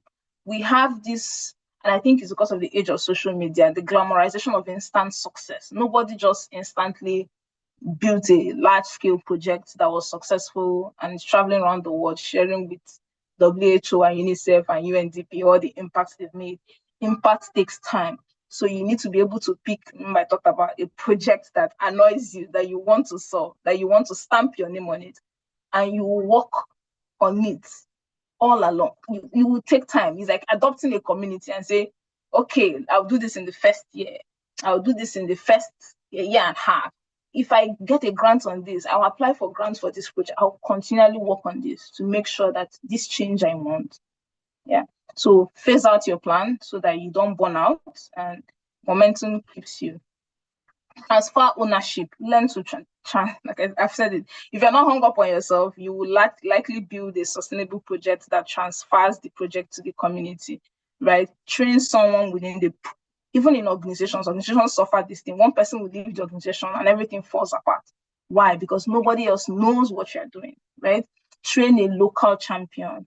Write down something, document it for them. And don't train just one person, train a group of people, right? To pass on the knowledge. If you're not there, if you're not available for whatever happens, someone can always take the show keeps going on. Then track and communicate your impact and your results. Maybe in the first few ways, it could be results, it could be outputs, it could be outcomes. Track it from day one, keep records. Keep records of the people you have reached, the level of change you have observed, and the SDG connections you have made. It would help even in raising funds, right? You don't want 2 years down the line, you suddenly got an opportunity to present an idea in somewhere that you can get funding for your project, but you don't have any records. So track with the intention that you would use it much later, right? So track and learn how to communicate your results. That's just another thing. We must learn to pitch our ideas. And most times there's nothing wrong with people's ideas. It's just how they communicate it, right? It's the missing point. I think some things here, maybe I will just touch on this, but I think this is the last slide. Then one other thing here is try to embed, yes, we all have good ideas, right? Try to embed your projects within existing institutions is one of the key ways your project can survive. Because most times you might not have all the money. right? Attach it to an ongoing program. For example, how has health programs become so successful in Nigeria, even in Africa, is that no matter what you come with, you must try to attach it to what is going on in the healthcare space. Because when you drop the funding, what happens? If the government can't fund it, your program has closed. So think about it from the beginning. Find an existing institution, right, to embed your projects within. I have here pure volunteerism dies off, right? You must look for resources to fund your project, right? And remember, how do you get these resources? If the community understands the need for this thing, even though they know that they're getting it free for year one, they will prepare and contribute to continue to provide resources for this your project when you can no longer fund it. The best people to fund the project is the community themselves. Not even you looking for donor funding. It's the community themselves. We've talked about documenting your impact and then plan for conflict, right? Conflicts are usually a key part when it comes to project implementation. Either someone in the community no longer likes your face, or there's a change in regulation, or there's a change in government, or something, right? Always keep, like, we call it a risk register. What are the possible things that can go wrong that will affect your project? Then what are the likely mitigation things, right? And you also learn to act on your feet. It's not that most times that you will all get it figured out, right? But plan and know that there will be setbacks, right? But plan for them. Yes. So I think we should, pause here and take questions. Take questions. If there are any questions, I think I've been speaking for a while. All right. Thank you so much, Michelle, for that enlightening session. It was very comprehensive and very I think what is very tailored to local actions and local perspectives, and thank you very much for that. Your lecture has provided a clear perspective on how to design projects that address multiple SDGs and how structured planning can lead to more impactful and sustainable outcomes. So advocates, you've been asked to, before you design a project, to ask what exactly is a problem you want to solve, who are you solving the problem for, how do they perceive the problem, and ask if the solution is valuable or rightful to them. Thank you very much for that valuable contribution, Ms. Shoma. So we'll go on to the Q&A session. So I think we should have about 10 to 15 minutes for the Q&A session. So I'll be reaching through the chat. So advocates, once again, feel free to share your questions in the comment section, and I'll be reading them out.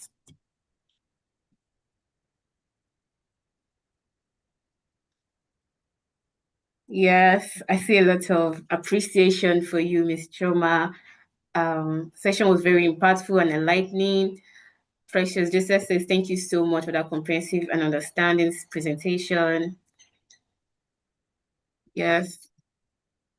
Great session. This is so insightful. Well done on today's presentation and the onboarding. Thank you.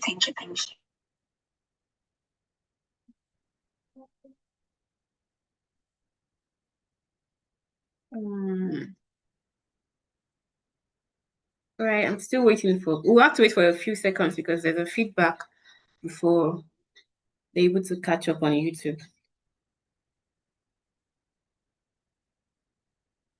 So there's a question from Israel Agbada. It says, how do you reach a point where the community you're impacting is willing to fund you? Great. That's a good question. That's a good question. And that is what we should aim for. You reach this point by doing the first step that I mentioned to you, right? This first step that's on this slide, which is mapping it out, right? Mapping out the real problem, right? And that requires humility. You need to solve what is their problem, right? And most times, and there are a couple of things, even when it comes to problem solving, people might not have words to explain their problem, right? And when they explain what the problem is, you might really understand what should be the priority, but they wouldn't see that as priority. And that should be the first thing you should aim for, right? That alignment, that this your solution that you're coming with, it's really so you spend time getting them in the right frame of thinking that this problem, this is the right problem to solve for. And now is the best time to solve for it, right? And probably you're the best person to solve for it. And this your solution you're coming with is the right thing.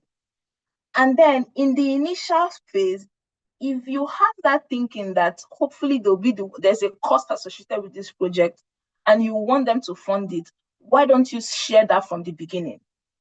Share that from the beginning, that clearing this drainage system while we're doing it as a community-based project, averagely should cost 800 naira per person in this street of 20 persons to clear out this place. But for 1 year, we're clearing it out for you for free because it is our community-based project. The community is people, is human beings you're dealing with, right? They know the cost of it. They know you're doing it for free. And they know that at a point, you're going to stop doing it. Do you see how I communicated that? They've agreed that while we are sick and while our water is dirty in all our tanks, regardless of how we pump it, is because this drainage system is blocked. There's really no solution. We have all seen it. We have agreed. It will cost everyone an average of 800 naira per month times 20 of us living in these streets to clear this stuff. But because this is a community-based project, we're clearing it for free for you for 6 months. At the end of the 6 months, we hope that you start cleaning it. By the 3rd month, can we start contributing for that 6th month where they know, they have, and they see I communicated it, right? But I think you'll be able to apply this example to whatever you're working on. But if I knew your project, maybe I would have given you a realistic example.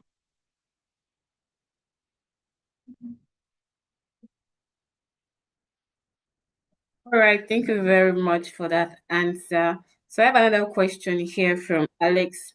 He asks, how can we get the government to, I think it says to collaborate with us on sustaining the project, So right? government, go ahead. Yes, I think that's just the brief of it. Government. How do we get government to? I think the question is, how do we reach a consortium with the government to ensure that the projects that we are bringing is being sustained in the communities? So I want to start off by saying that the government is the best stakeholder you can ever have, because they're the best stakeholder that can pay for whatever solution that you have, regardless of the cost. The government always has money. So let's start with that. And they are the best stakeholder to have. But the realities of working with them is where the issues are, is where the mechanics are. How do you get them to align with your project? Is by making sure that it's aligned with whatever. And you know how someone said it, you figure out how the world works and you play it to your advantage. What is the current, if you're in Nigeria, for example, the administrations have 4 terms and every administration has a goal, regardless of what you're working on. Even if it's clearing drainage system, you need to tie it to that is renewed hope agenda if you're in Nigeria. If your project in no way, shape, or form has any inclination to that, why do you think they will listen to you? They wouldn't. So that is now on you to make sure that it aligns with their priorities, right? It's not changing your solution. It's aligning it to their priorities. And also understand and this is in governments, in working with government, there are times and there are seasons, right? It might not work out when you want it to, but as long as you get someone, so find someone. And I also think when people try to work with government, they try to work with the politicians within the government, which are the people that have, interest and have vested interest, and their interest changes over time. Try to work with technocrats within those same governments, right? Which are people that they would understand what you mean by your SDGs, right? And the impact to the community, right? And they will be able to advocate for you.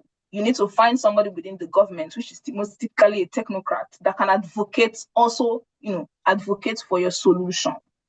Yeah, and then working with government has to do a whole lot on stakeholder engagement beyond just what your solution is. Most times they know your solution is good, but stakeholder engagement, that's the word I will put it there. You need to do weird, amazing things, just what? For the impact of that community that you want to benefit from your project. So, whatever, meetings at weird times, a lot of things, right? So it needs to be a project, it needs to be something you want to really create a change on, right? So that's just what I'm saying. All right, thank you, Ma, for that answer. I have a question from Francisca. So I think, firstly, I would like to ask if if your projects, we talk about having projects that cut across multiple SDGs. So is it possible for a project to cut across so many SDGs that you get overwhelmed? And in such case, what do we do? So one of the things I talked about cross-cutting projects is, I think I put it in that slide. Don't try to do so much, right? I put two options there. It's possible that it cuts across several SDGs. Then can you phase it out, right? Can you say maybe in the first year, yes, it's connected to health, education, this other one, but I will do that. I will look at those things in the next year. For this year, I'm only focused on water and sanitation and how it links to health. For education, decent community, let's look at that next year. So you phase it out. That's the right thing to do. Because like you're saying, you could be burnt out, right? So phase it out is the first thing. And two, we might know that it relates to all SDGs, but you can also decide. You must not try to target multiple SDGs. I also want to put that out there. You must not try to do that. You're only doing that as a leverage. Is there a low effort thing I can attach to this project I'm working on? And it will also the impact will be more. It will maximize the impact for the community. Can I treat the pipe-borne water, teach them how to wash their hands, and fix the pipe-borne water? Those are three things, but they are a little bit low effort that you can add on to your main project and they will still benefit. It doesn't cost you extra time, extra money, extra anything. Do you understand? That is what you should aim for. Don't try to burn out. We need you solving more problems than you think, right? It's the youth that will solve the problem of the Nigeria. It's nobody. I think we've realized that, and if in this course, I think you would have known that by now. Nobody is coming to save us. It is you. So don't be burnt out. Don't do things that will discourage you. Make sure you are long in the game because it takes time, right? So make sure that you do whatever you can in the meantime, that you stay encouraged through to as long as you can, right? Yeah. Thank you very much. So I have a question from Nafisa.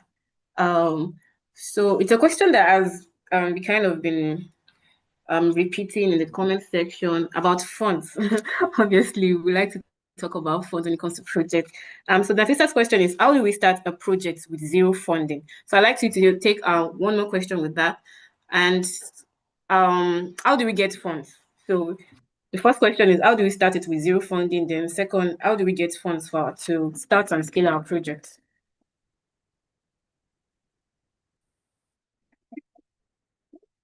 Funding is a tricky question. Okay, how do you start with zero funds? First of all, I think in 2026, anybody that wants to create impact, there's something they are doing, which is what? Building a personal brand. Show up on social media and talk about what you want to solve for. That's really the thing, right? People will give money online to several weird things, but they will never give money to the right things. But build a personal brand. A personal brand is really about gaining the trust of people. Who would I give an example now? I don't know if you're in the climate space, you will know somebody called Global Temi or Temilade.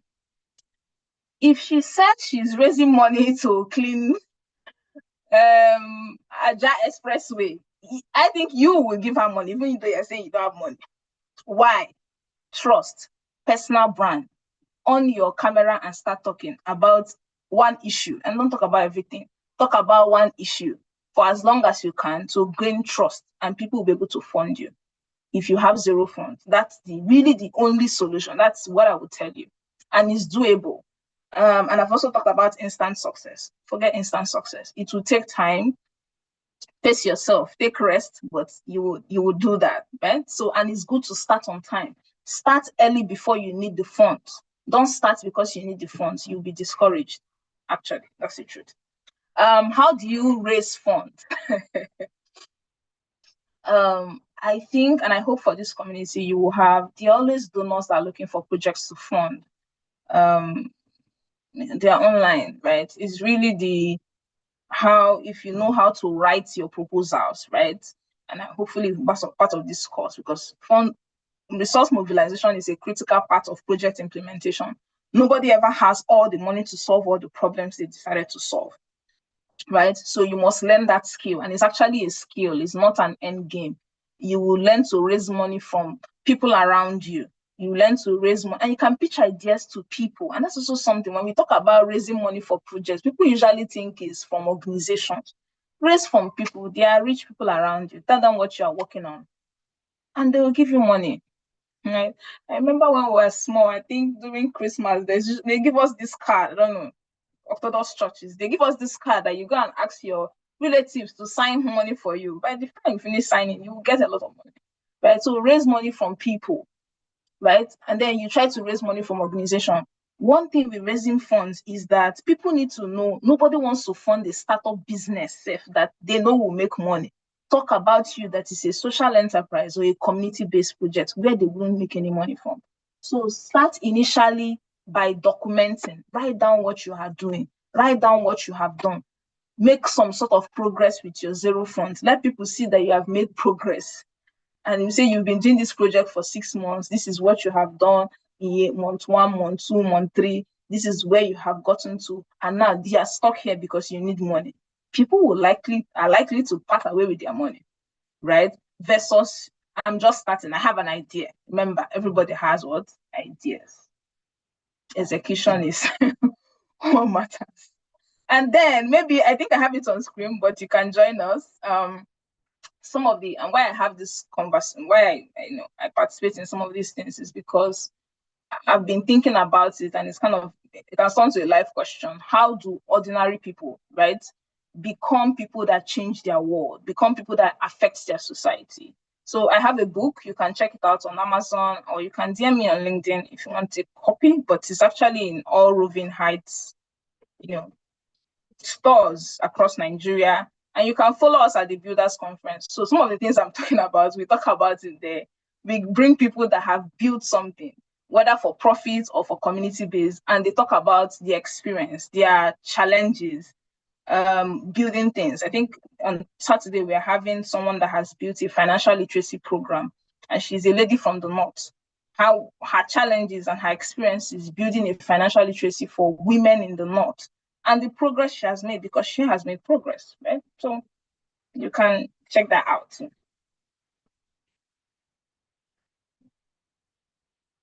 All right, thank you very much. So, advocates, you've heard it. I think the first thing you mentioned was that they should start with social media. I mean, everybody has social media nowadays, so start with social media. Then, when it comes to funding, it's a skill that you should learn. Okay, so skill that you should then also talk about getting funds from family, friends, and rest. So thank you very much, Ms. Shova. Let's take some more questions. I think someone asked, I think Teniola, I saw some question from Teniola saying, how do we avoid creating a solution that promotes one SDG and harms another SDG?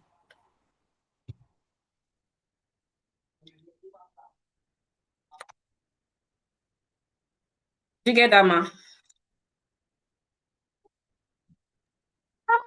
I'm thinking, project that harms an SDG, it would be good to have an example. Can I think of any? So what I would say is, I don't think anybody sets out to create a project that harms people, but there are most times unintended consequences of projects. Let's give an example. When family planning and reproductive health things started in Nigeria, how it was initially promoted was really around oh, reduce childbirth and all those other things. What? People had issues with that, and who had issues with it? Men. That what you were sharing wasn't the right thing, and this was against our culture, is against our religious beliefs. Like, that was not the right thing, right? Now you see that family planning is changed to family planning, family choice, right? Family size, deciding your family size. That has evolved. That wasn't what it started off with. Plan out your family as much as you can manage. That is where that progressed into. And some of the initial unintended consequences of those projects was that men began to face domestic violence at home because women were denying sex, they were using things, and they were not explaining to their husband, they were hiding some of those things, right? But a lot of things happened. Even part of reproductive health education involved men, created men as allies. Initially, that had unintended consequences. The goal of the program was not to harm the women. The women were the target beneficiary, but they were at the back. They received the backhand of the project. That's also when you're thinking about your target beneficiaries. We talked about this. People think about project beneficiaries as if they are living in isolation. When you say a woman, is it a married woman? This your project you want her to benefit from. How does it affect her husband? How does it affect her family relationship? When you say a woman, for example, there's a project around women farmers. They told them to come to one place to receive training on their farm. But that required transportation for 30 minutes, right? And for them, their husband didn't allow them to travel that long.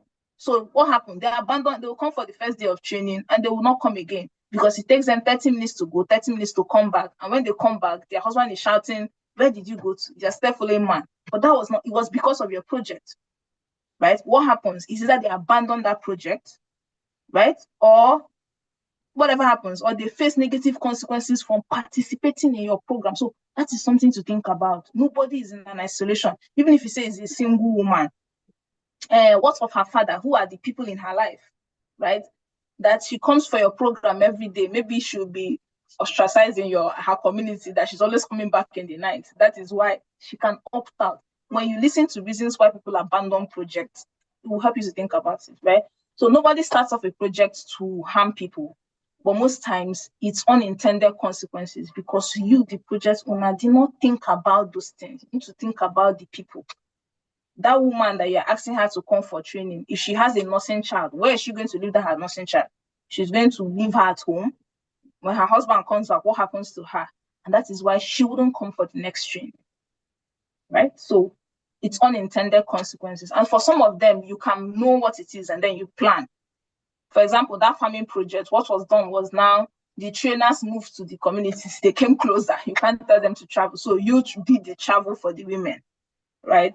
But for some of the other unintended consequences, you might not plan for it, right? You might not know, or it might just come up much later in the project and you didn't anticipate it, right? But you hope for the best with your good intentions, right? Yeah, that's what I'm saying. Thank you very much, Ms. Chioma, for your very detailed and very comprehensive session overall. Thank you very much. I think that will be all. That will be all for now. I think that's enough questions. Thank you so much for your time, for your knowledge, your expertise, for your patience. Thank you so much. We are really grateful to you. The participants are very grateful. I see a lot of thank you very much for the party section. Thank you. A lot of thank you. And I see a lot of people saying, oh, I have a new idea. I'm going to pitch to my family and friends. So thank you very much. That is amazing. Just to close off, like, you must understand that we should all take responsibility, right? Which is, you solve the problem in your society. There's really nobody is coming to solve that thing. It is you, because most times it's even only you that can see it. If it's resources, we've talked about it. From people, anybody, somebody that you think is well to do, pitch. They might not give you all the money, but they can give you something. Most times they won't give you just to support you. They might never understand what you're doing, but that's part of the money you need. So pitch, and yeah, great. Thank you, everyone. Thank you Bye. very much. Thank you. All right, all right. To the participants, I hope you're all having a great time. I want to see comments in the comment section. Drop one word for this session so far. How are you feeling about this session? Educative. Thank you very much. Next thing we'll be doing now is to take the info session. So while we wait for the technical team to display the slides for the info session, yes, I want to see the comments. I want to see just one word to rate this session so far. You can also tell me about the things that you've learned and what you hope to do. Very good, smart, engaging, fantastic, impactful. Yes, practical and relatable. Very insightful, excellent. Thank you very much. Amazing.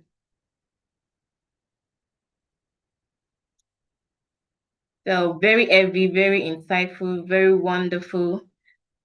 All right.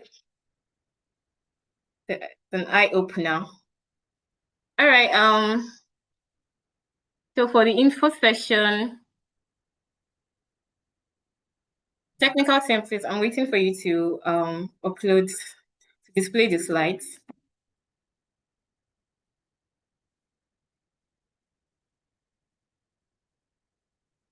All right, let's take announcements first. Let's take a few important announcements. So please pay close attention. First, kindly ensure that you add your participant IDs in front of your name on Discord channel. This helps us to properly identify your state and place you in the appropriate groups. Your Discord platform should be your primary point of communication during this program. So please turn on notifications on your mobile device to avoid missing any updates. Also, make it a habit to check the announcements page regularly. Assessments are taken seriously and we count towards progression into the next phase. So please complete them on time and avoid waiting until the deadline. We also encourage you to share your experiences from each session on our social media platform and tag us accordingly. If you have any concerns or inquiries, kindly make use of the complaint form provided. Please note that the participants without IDs will not be considered part of the cohort. So ensure you have yours. If you have a problem, just put it on the complaint form or put it in general group on Discord. Finally, ensure that you entered all sessions. Fill out the attendance form. The form will close after a set deadline. I think the link for the form has been shared. It's already pinned in the comment section. So please fill the attendance form. So I still take the info session, but while waiting, I'm still reading your comments. I see electrified. I like that word. Electrified, very educative and impactful. So I learned about cross-crossing impacts on whichever SDG we want to face: health, education, environment. Yes.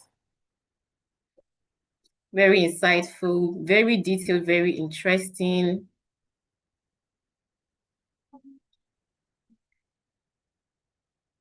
Okay, sounds I like the fact that I think this is miracle. I like the fact that you are giving it as how it as giving it as it is in Nigeria. But regardless, we have to keep going. Yes, we cannot give up. That's why we're advocates, and that's why we're, doing all this training and masterclass to just motivate us for action. All right.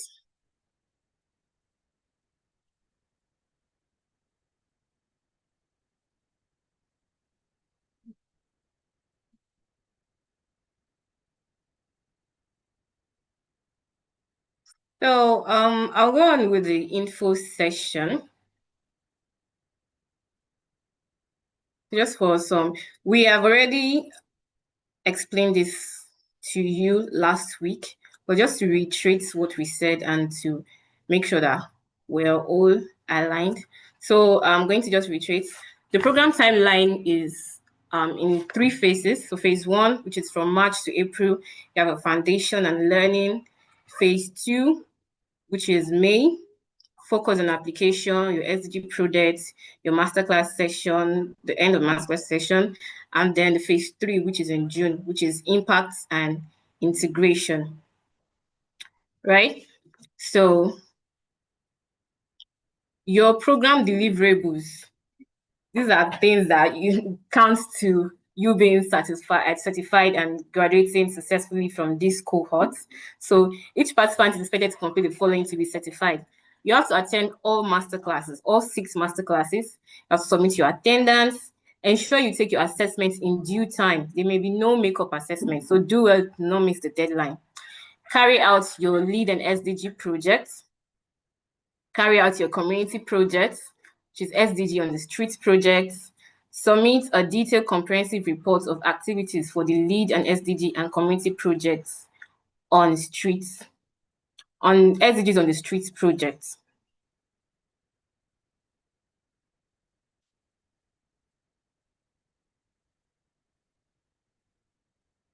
So for the communication channel, so we said before, effective communication is essential for a smooth and impactful experience on the SDG Advocacy program. The following channels will be used throughout the program. Your Discord is your primary channel, and all participants have already been onboarded. You're encouraged, like I said before, you're encouraged to put on your notification, and you're also encouraged to participate in discussions and check updates regularly. So I will also use your email to you for official program announcements and reporting instructions. All participants must ensure that the email that they provide during the registration is correct, active, and consistently monitored.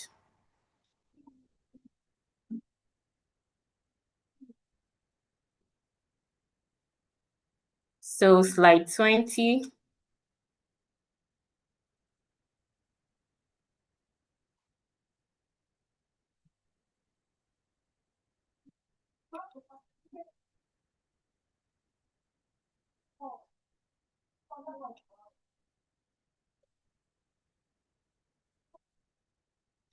So, okay, for the do's and don'ts, do not fabricate reports. All right, do not fabricate reports or impact data. Do not choose distant locations that you cannot consistently visit. Do not execute projects without approval. Do not use multiple emails. This can lead to automatic disqualifications.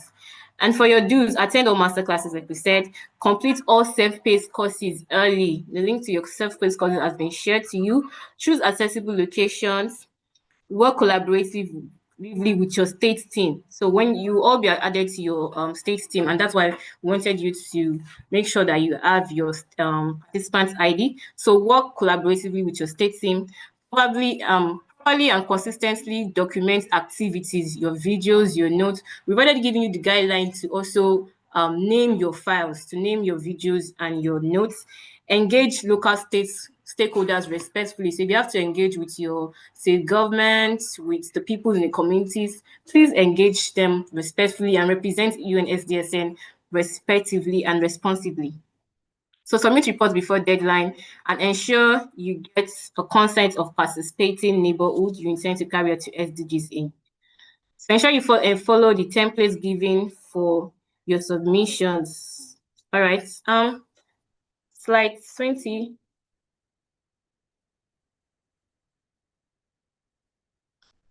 Okay, all right. We encourage all SG advocates to design and implement impactful, meaningful, and positive projects that contribute to real change in your location. Thank you for listening. I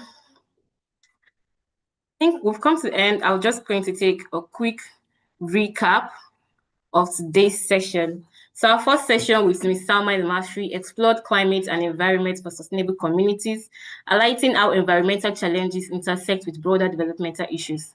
Following that, we had our second session with Mrs. Choma Nwawu on designing multiple impact SDG projects, where we explored how to structure solutions that address multiple SDGs effectively. Through both sessions and the KIA discussions, we've moved a step further from understanding SDGs to thinking about how to apply them in practical and integrated ways. Overall, today's session and KRA discussions have helped us move from understanding the SDGs to thinking about how to apply them in practical, integrated ways. Thank you all for your participation and engagement. Thank you all for your comments, your contributions, and your questions in the comment section. I will now invite our wonderful team lead, Program and Operations, Ms. Okpeifa Farida to give the closing remarks. You're welcome, Ms. Farida. Can you hear me?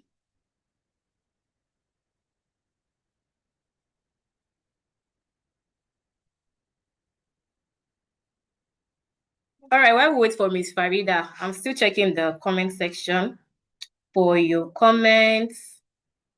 Saying a big thank you to SSN Youth Nigeria. Right, Ms. Sama and Ms. Choma for the impactful knowledge session shared to us.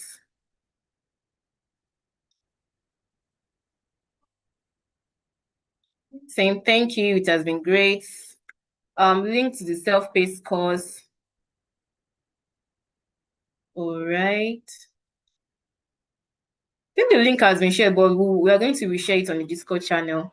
That's needed.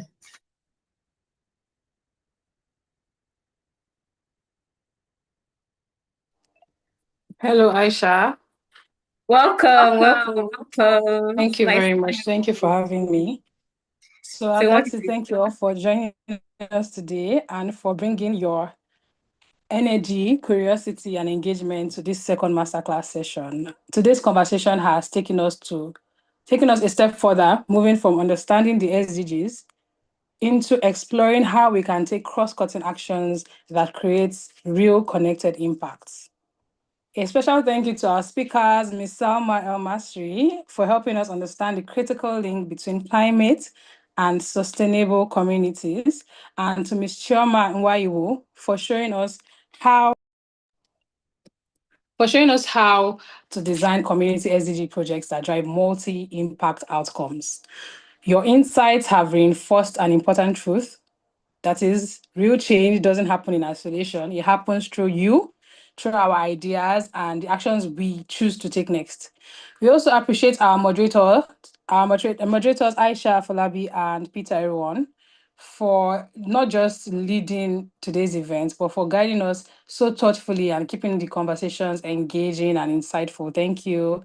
As we move forward, I would like to encourage everyone here to stay engaged, keep learning, and actively apply what you've gained today. Whether you're working on a project, an idea, or an advocacy effort, please remember that your impact grows when your solutions are intentional, when they are inclusive, and when they're interconnected. So thank you once again, everyone, for being part of today's session. We look forward to seeing you in the next masterclass as we continue this journey together. So see you next week, guys. Thank you.